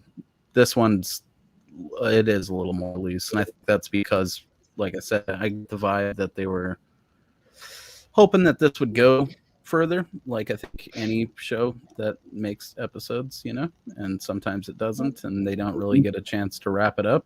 I think this show leaves it on a good note where you can just imagine what they'd be getting into, like a sitcom or something. But yeah, beanstalks and shit, that's always fun. And then after that, we have one where, the judge returns. I think this is the one where they have to infiltrate the school, right? Like, he kind of comes back and he lets them know that, they're tired of them being out there just going about this in absolutely the wrong way and still just pissing everybody off. So their whole deal is like, if they can't get a spell fragment out of this private school for girls or whatever within, 24 or 48 hours, I forget, like a day or two, No, it was like multiple days. Yeah, it was like 3 weeks or something, or like a month. Maybe it is. They They have till a certain day at a certain time Yeah. to get it. So this is mainly an Airy episode. The other people do infiltrate the school with her, and there's some pretty hilarious Junpei stuff, like him pretending to be that statue. Didn't succeed very well at that, but Well, essentially, you got him in as like the janitor, groundskeeper, whatever. Irie is the teacher, and Ritsuko is a student. And I did find it kind of interesting seeing, like, granted, it turned out actresses going off a script, but it took Ritsuko a while to realize this because she did not understand what they were talking about. It's just like, it was kind of an interesting culture clash, I think, for her. Like, oh yeah, all the slang words and stuff. Yeah. That was pretty funny. I really like the concept that they did there. I thought it was fairly original when it came to you having a one of these episodes, and instead of going into the actual elf girl school to do it, I mean, having that twist of them being all actresses. That was I like that. I thought that was good. Yeah, and then he gets stuck with the bill at the end. That's just classic. Yeah. And it's, some of the better airy moments come out of this episode, I think, like her whole speech and stuff, and that reveal, and then, you know, just the way it all worked out was good. I think they did end up getting a spell fragment from in there as well. Yep. And then that rolls us over into our final volume of the show here, which is, you know, Those Who Hunt Elves Season 2, Volume 4. And we have, you know, really just kind of a little run of 6 episodes here that I'm still not sure how I feel about all these. Again, we get kind of a couple ones that are maybe not the best. The Little Red Riding Hood episode is the one that opens up the volume. Those Who Hunt Wolves. Yeah. I don't know. How do you let's go around this is an important point in the series for me because I fucking hate this episode. It's everything about it, dude. I don't know. I was amused by the wolf. Had a Looney Tunes like Yeah, air it did. Remarkably forgettable. It was a somewhat forgettable one. I mean, I had work in front of me at the same time as watching it, and I kept just remembering, it's like, oh yeah, this episode, and I just kept working for the most part. And I was like, yeah, it's Looney Tunes-esque, and that's all I remember about it. It's Yeah, I mean, it's not a classic by any means, but like I said, I did find the wolf amusing, and it was kind of an interesting, you know, it could have done a whole lot worse with it. I think when you actually see the actual hunters, they are a little disappointing. Like, you know, they look like Power Ranger villains or something. It's pretty silly.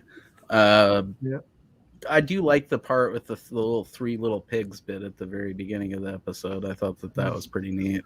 It just annoys me. I don't know. The whole episode just annoys me. I sat through it again thinking, like, why the fuck is this? What's opening up this? Why is this even in existence? You know, it ties it too much into like bullshit in our world. So it made it feel, because they weren't really doing like straight up fairy tale rips in that sense beforehand, I don't think. And this one, and like Santa, as much as I did find that enjoyable, it pushes it, you know. It's like, come on. Yeah.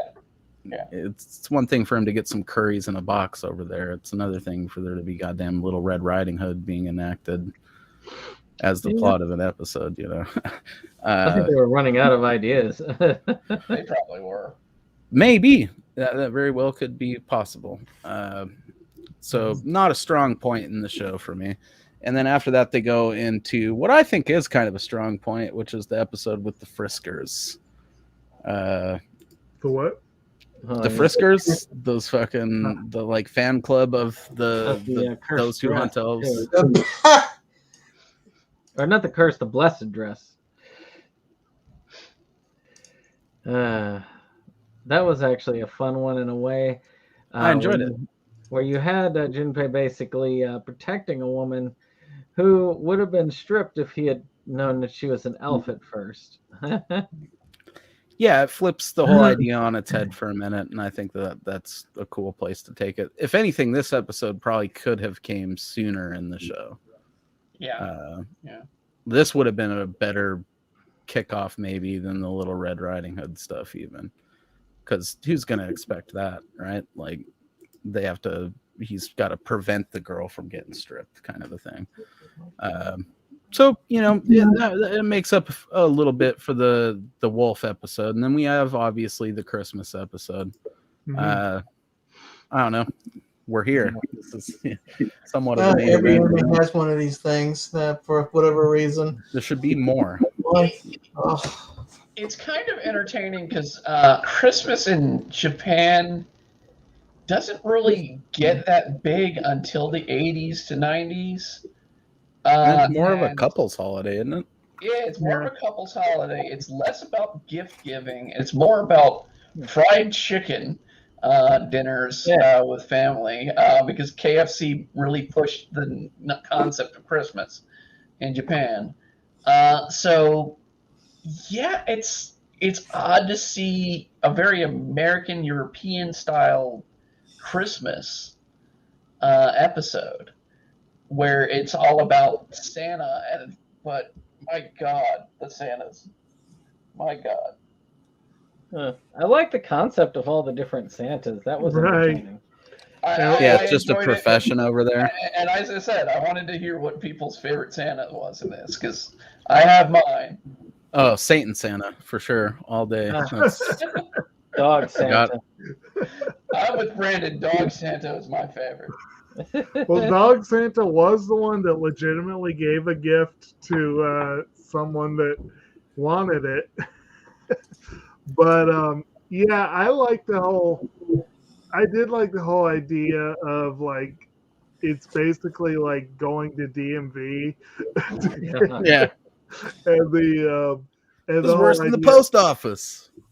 Or how it was sort of like the Amazon at the time where everyone who needed a holiday job, even Annette, is like doing the temp work as a Santa.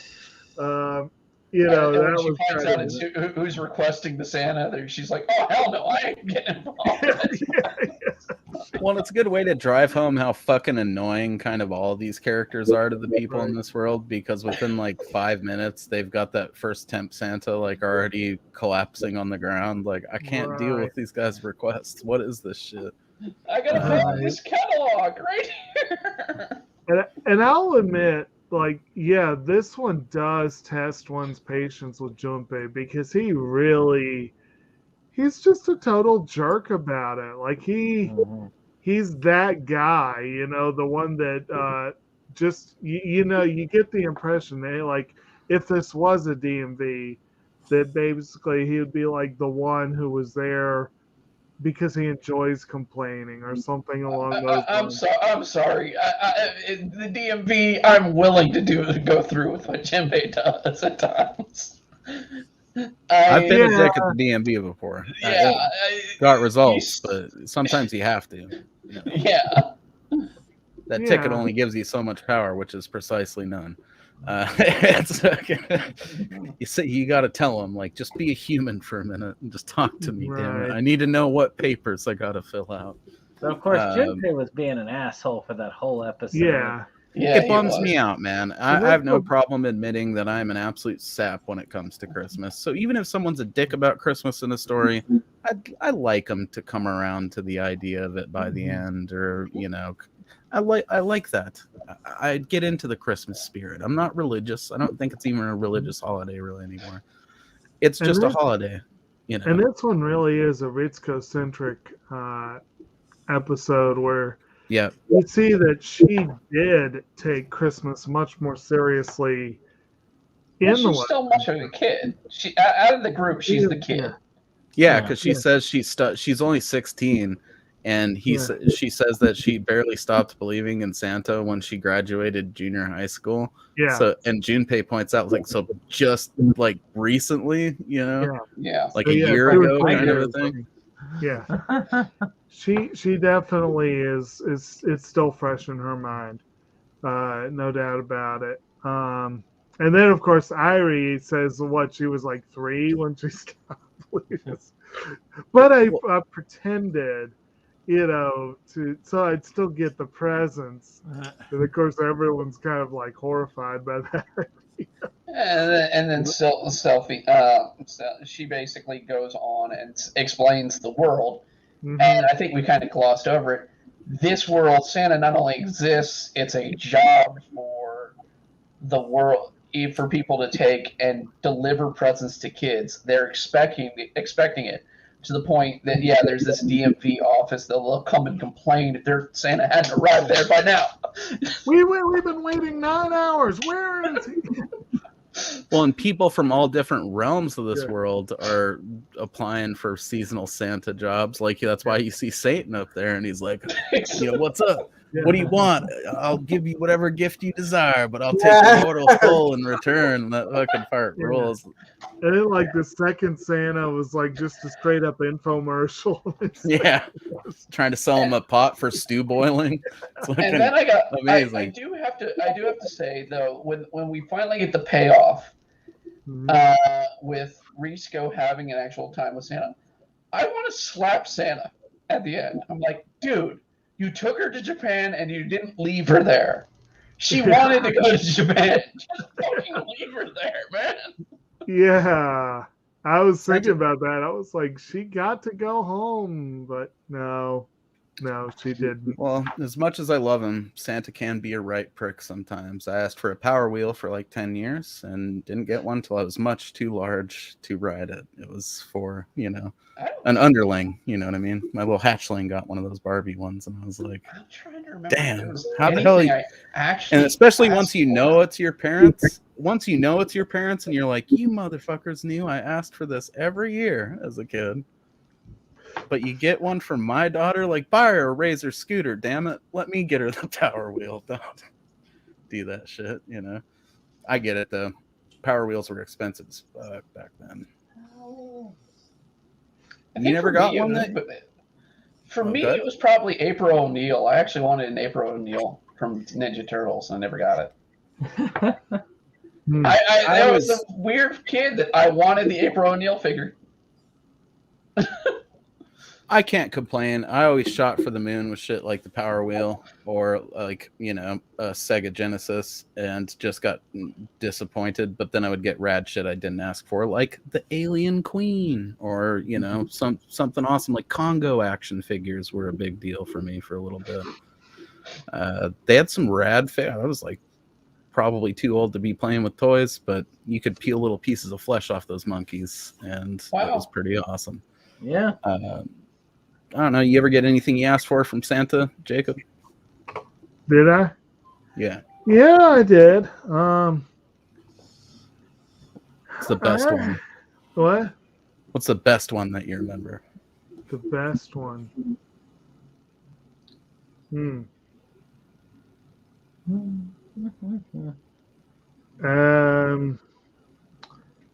That's kind of hard to say exactly. There have been a lot of good ones over the years. What were you disappointed that you didn't get? That's more of the question. Yeah. Really wanted. Well, for some people, I usually was more, I guess, understanding than some kids are about those things.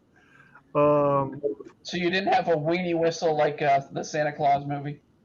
No, you never got that you really wanted? Well, nothing quite on the same level as a weenie whistle, but there were.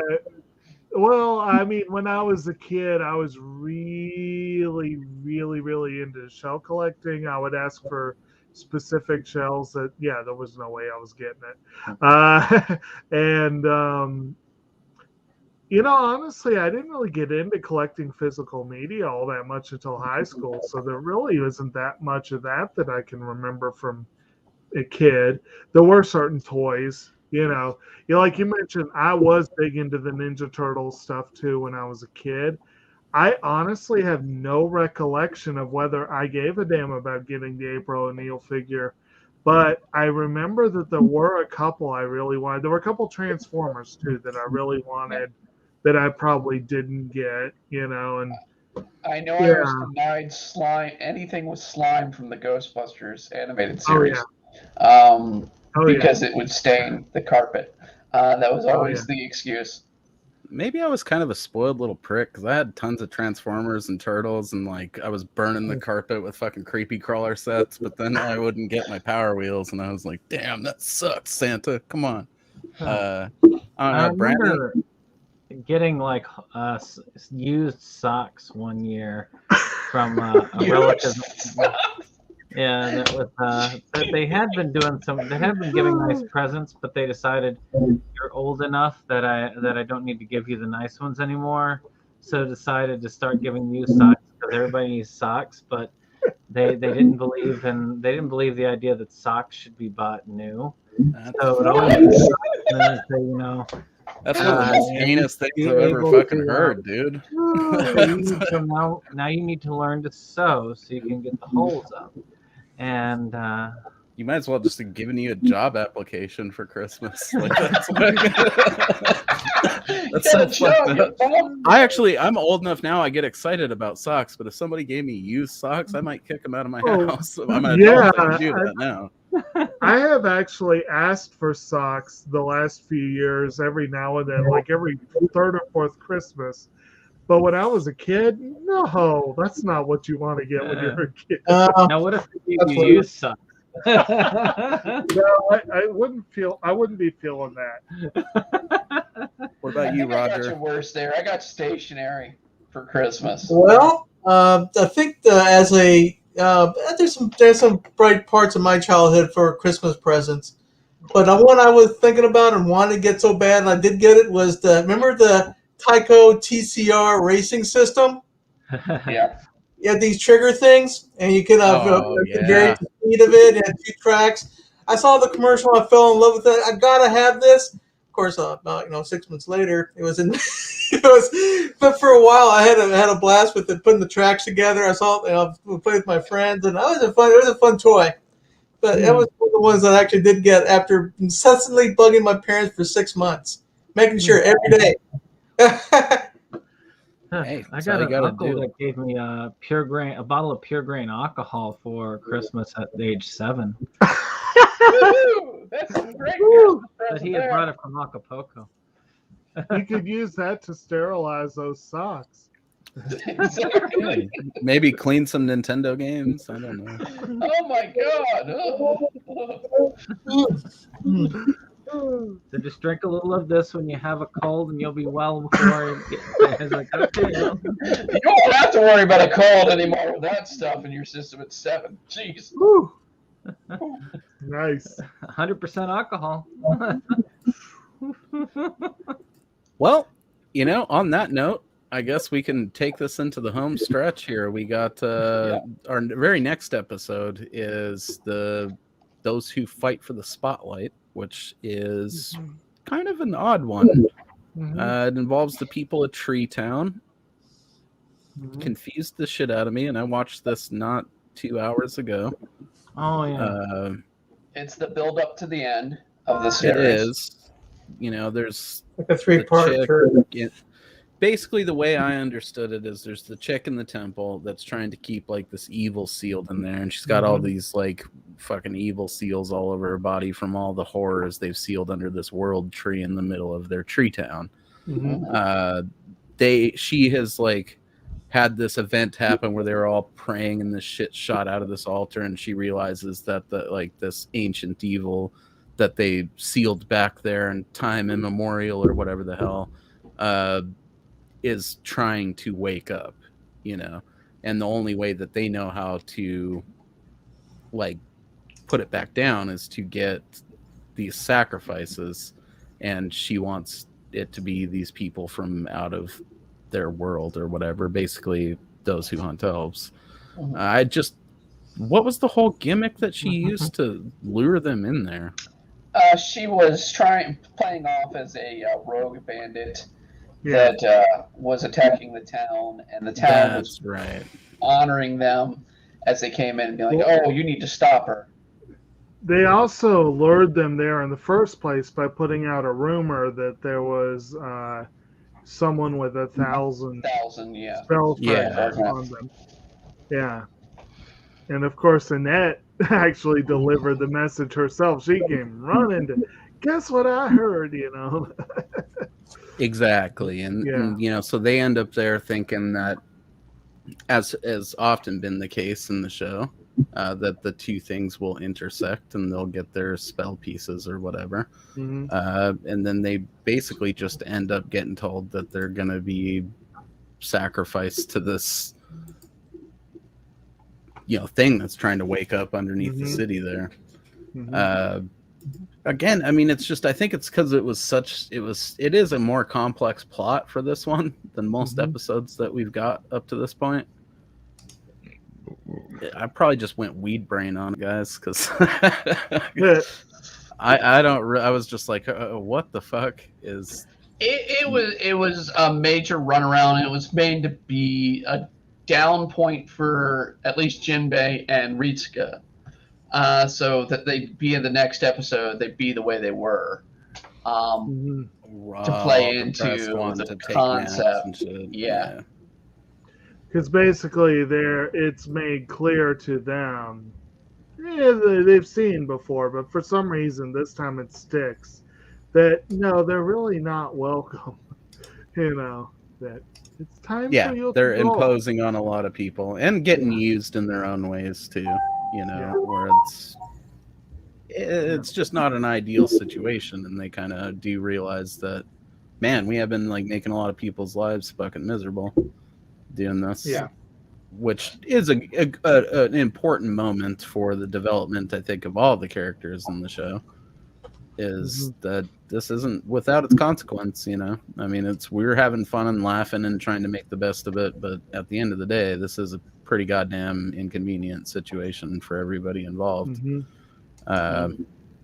So a surprising moment of clarity there for the show, I think, Right. considering the tone and everything up to this point. But yeah, like you guys said, that kind of really is just there to usher us into our final 2 episodes, which is the whole dream pillow one, where they find the dream pillows and dream of some awesome things. And yeah, you gotta love Nikke's dream. Yeah. Actually, Lobster Tank Junpei is my had the best favorite. dream. What's that, Brandon? Junpei had the best dream though in that one. The chicken that did the curry. Yes.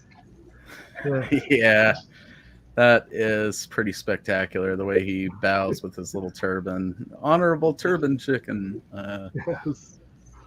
The curries did look delicious too, and I love how he questioned them about there not being a chicken curry.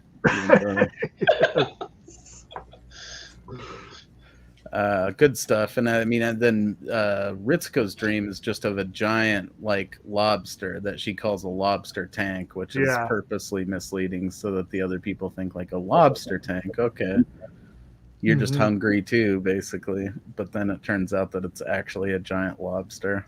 Tank.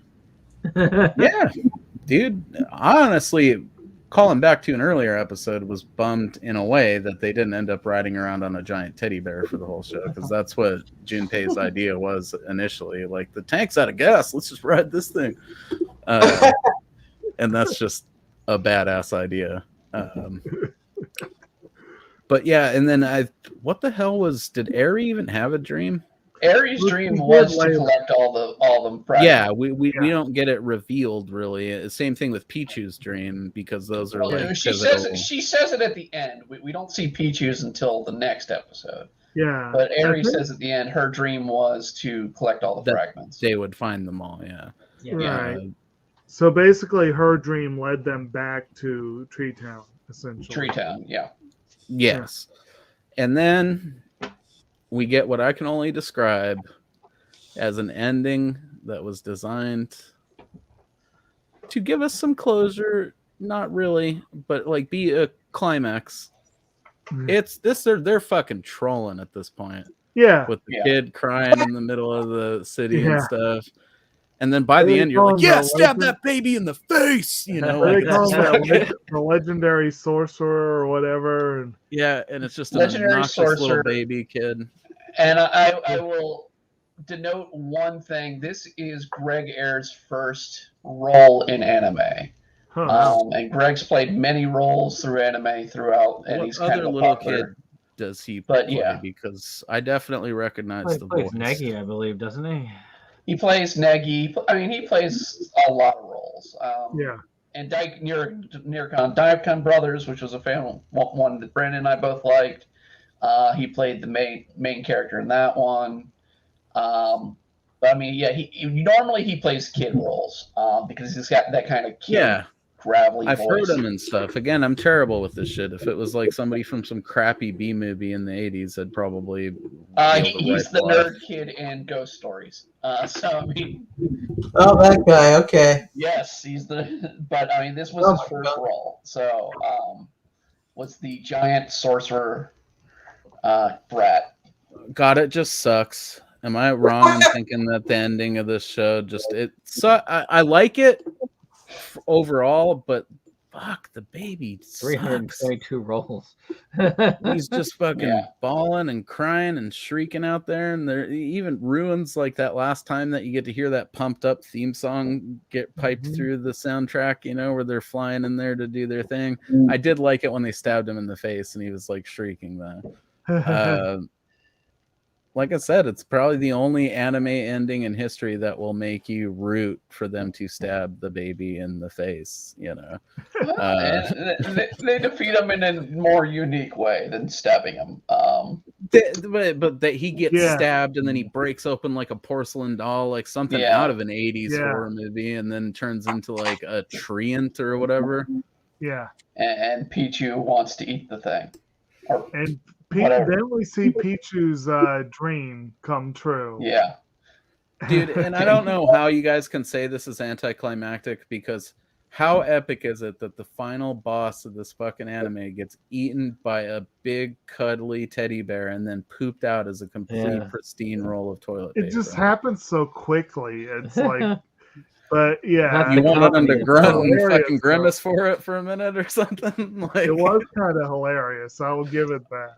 I It love was a how he nice was like joke. broccoli sized to it. Yeah, it made it like, because It- how it many was a other nice joke, animes but we get the- all what that epic stuff and lots what of makes it. it Maybe not sour back is- then. what does make it sour though is they do collect all the Yes. magical shards, and then they're knocked away by the baby. So Yeah. they had that brief moment of, oh, it's actually going to end that way. No. And that's the most frustrating part about it. That was going to be my next point, is that they give you the finale right there, the conclusion, and then just rip it away. And I love that they have the kids say, like, oh, I just did it because I was getting bored. You know, it's like they almost did it to be childish and continue the show. Mhm. And they were just honest about it. You know, it's like, well, he just did it because he could, you know. Right. And if it is something, you know, yes, it's frustrating as fuck at this point in the show, especially after we just went through all that in the first season for the same result. But I think had they got that third season, I think they really would have, you know what I mean? Like, had them collect that stuff and have it be that epic moment. Because it's like, surely they can't get faked out a third time, you know. And even if I was writing that, I would have made it seem like that was going to happen until like the last minute, you know. And then just to piss people off. I think that a lot of this show is them trolling the audience and to a certain level. Oh, yeah. Yeah. Way back before that was a trendy thing to do in anime, because it definitely happens And it's more not as nowadays. bad. I have seen much worse trolling in anime. This is definitely a little bit, but it's nowhere near as bad as the final episode of Penny and Stocking, for example. Or, you know, there have been some really bad ones. But still, it was a okay way of ending it, Mhm. as far as I'm concerned. I like the idea of just having the giant toilet paper in the middle of the city. Yeah. It's just, And that's a pretty good sight. Mhm. so, you know, I think it ended as it ran. Yeah. I think that there is, you know, would be potential to close this out at some point, but I mean, would that be done to serve anybody other than, because I feel like this is kind of one of those cultier animes where Well, not everybody's. The manga What? just got re-released or returned lately, apparently, from what I was reading. So it just came back, I think, for a brief period, called "Those Who Hunt Elves" again. Nice. So I think they tried to put an ending to the series again. I'd like to see how that could go. I mean, again, you know, manga and anime can very much be different tellings too. So if that sucked, there is Yeah. still that potential that, because I'm sure all these people are still alive. You know, they're at least on the American cast. Well, yeah, Most not of the all of American the cast, I believe, is, yeah. So you could bring it back for like a nostalgia run and tack on an ending to it if they really wanted to. I don't know. I guess anybody got any like favorites from the final episode here before we jump into favorites overall and talk about our final stuff here? Because we basically covered all these episodes pretty well, I think. Yeah, I already covered my favorite part of this episode. Yeah, PT eating was great. Anybody else got anything else to add? Roger? Anything from this episode stand out to you? What do you think of it overall? We didn't really get much from you on this one. I mean, overall for the episode. Yeah. Well, it's kind of like one of those. This like it's one of those episodes where they could either go on with it or stop it. So to me, it's like it was a episode that this does half and half. So at least there was some sort of closure to it. I liked it overall. If there's anything really funny about it, by that time I was zonked out. I was ready to go to bed. So I must admit, but I guess I did have fun with it on the last episode. I think it's epic in the way that the show reaches the fucking zenith of its ridiculousness and does it in an epically executed way with that baby being all annoying, and then they stab it in the face and it breaks open and becomes like a tree man, and then that little bear eats it, and like it almost does have like an Akira vibe to it for a moment there or something, like when that baby breaks open and shit's boiling out of it. And so in terms of executing the ridiculousness of the show in an epic form, that final episode is a pretty damn good finale, I would say. So do you guys have favorite moments, or anybody got a favorite moment overall in the show? Favorite moment, favorite character. Let's run with that real quick before we do. Favorite character. I guess I'm going to have to go with the girl otaku. I mean, I didn't really connect with anybody else. I guess I'll have to go with that. Favorite episode? Ironically, I did like the fourth episode when they had the thousand count curse. I did like that one overall quite a bit. So yeah, that was the one I liked the most overall. All right, what about you, Brittany? I would have to. I still have to say that what sticks in my head of the series, Mike, the cat tank, is probably my favorite character. Simply because I like the idea of a cat possessing a tank. Amazing moment we skimmed over is when she notices that rabbit when they're in that astral projection episode. Just that frame of like that gun, that cannon pointed at the rabbit. Goes off, awesome. And chases after the rabbit with a turret facing the rabbit. That's so. I mean, and I think probably my favorite episode out of them all has to be the first episode of the second season. So it has to be where they're fishing with Junbei being a freaking cook and bait. What about you, Jake? I'm tempted to. I mean, I love the concept of Mike.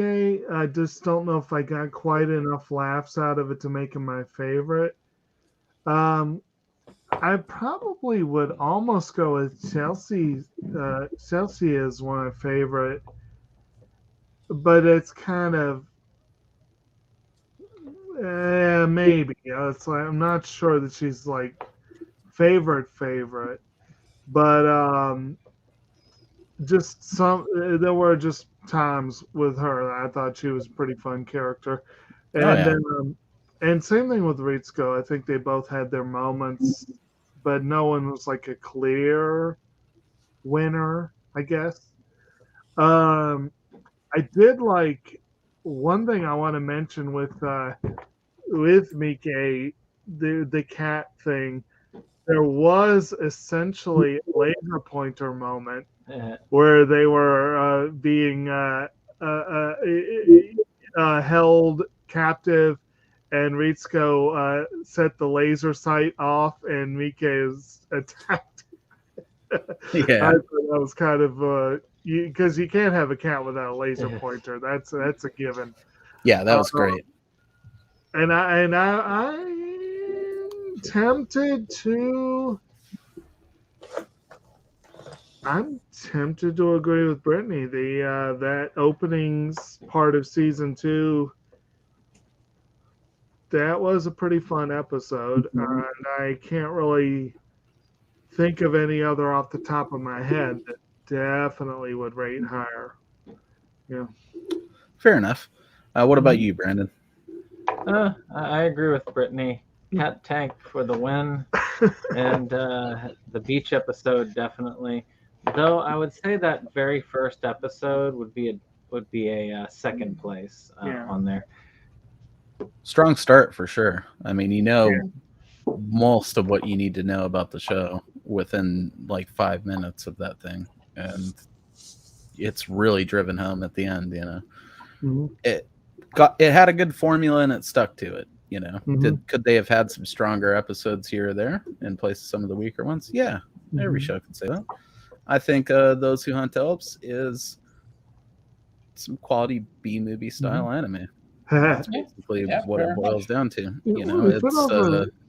This is the Turbo Kid of fucking anime, dude. It's just meant to be fun, and you don't have to explain a bunch of it. It's just meant to be sort of like these things that you like, but stupid and silly, and just having a good time with it. And what they did offer us in terms of character development or logic, I felt like was pretty solidly done.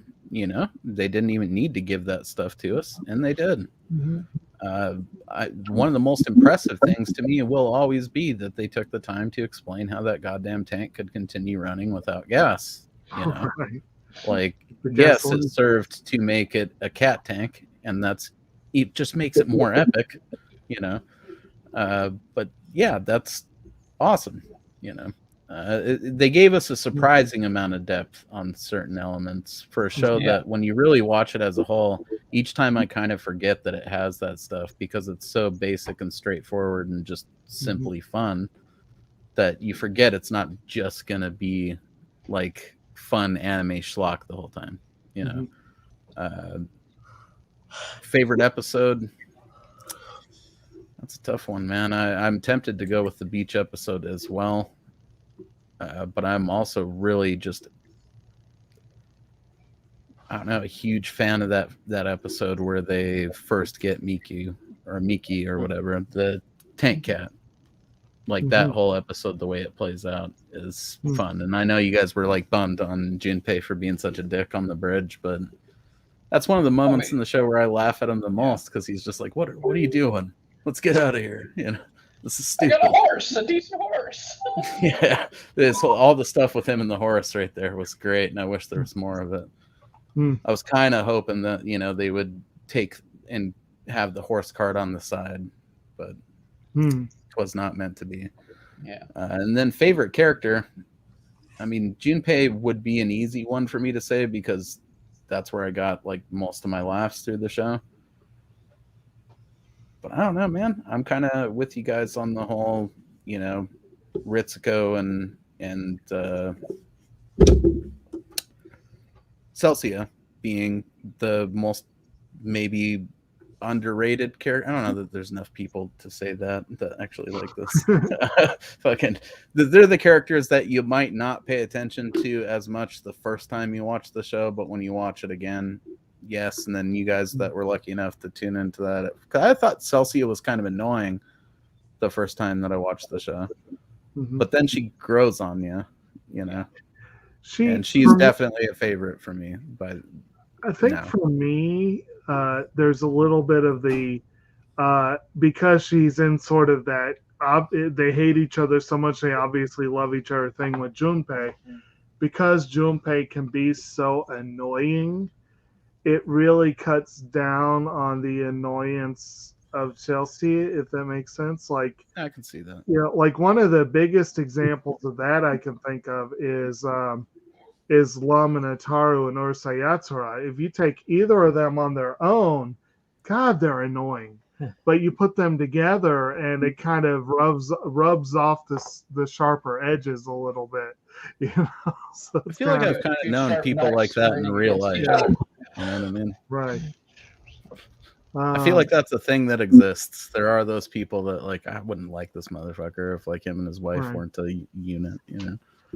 Like These the guys, or vice versa, you know, they both kind of suck, but together they're nice Yeah. and they make a mean taco. So I'm over here.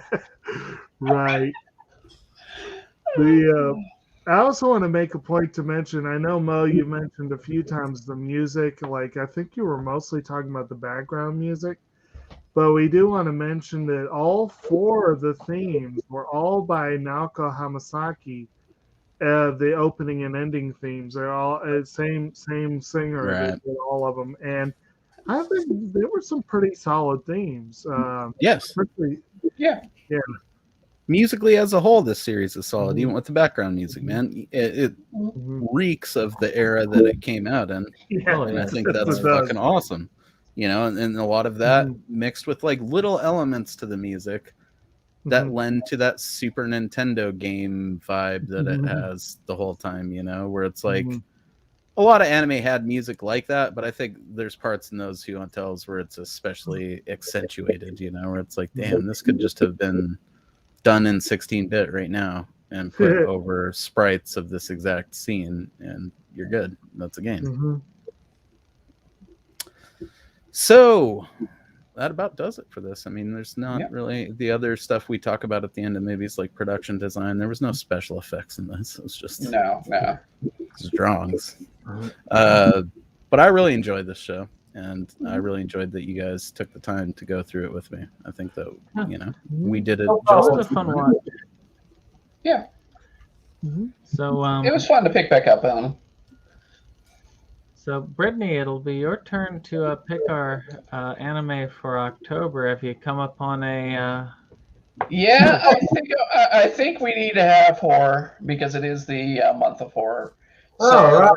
Pick out a good one. I think we're gonna have to go with Psychopaths. Okay. A very good sci-fi. Yeah, psychological it horror. does. It does have both edges, you know, when it comes Yep. to storyline and interest. Yeah. Okay, I approve it. So is that season 1? Just season 1, yeah. I advise only to season 1. It is a multiple season series, but Psychopaths season And 1 is movie, the too. one that everybody prefers.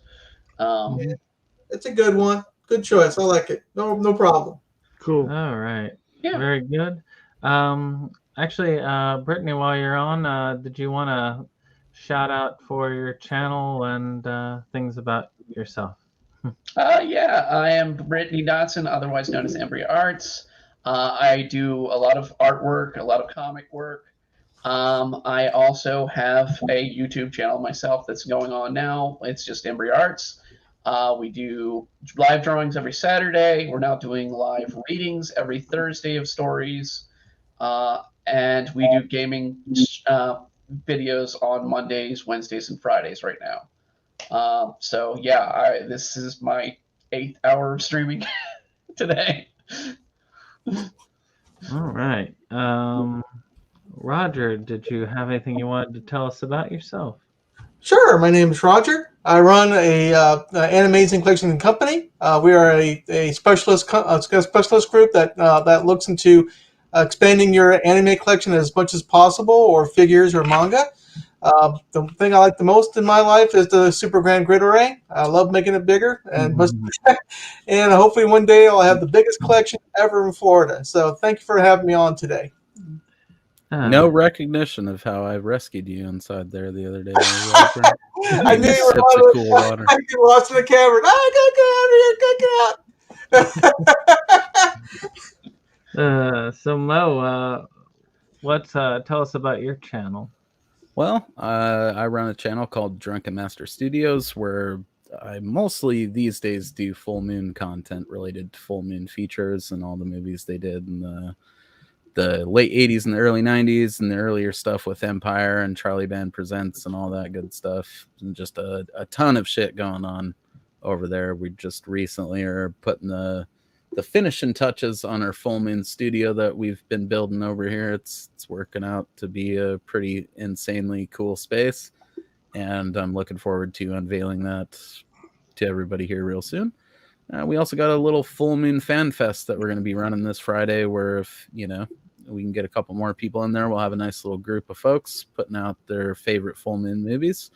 And then afterwards, I'm going to be going, live in a chat group. So anybody that wants to jump in a voice chat with me can talk about full moon movies and all that stuff, and kick off October right. So come on over. I gotta send you that link too. Any case, we do have our Versus Awards, which are going to be premiering at 9 p.m. Eastern Time this Thursday. We just finished the filming earlier today. A lot of work on the filming, but I think we did an excellent job. And quite pleased with how it turned out. So we'll see how they edit it. I still got a lot to edit, but I'm hoping to have the premiere link up soon. And I'm hoping to get more people to share that commercial that I have for the event, and we'll all be in the chat. So hopefully, or at least some of us will. So hopefully I'll see many of you there. Okay. And did you have anything to add, Jake? No, I think you covered it. All right. Well, thank you all again, and I hope you have a wonderful night. Yes. Yeah. Good Thanks, night. guys. All right.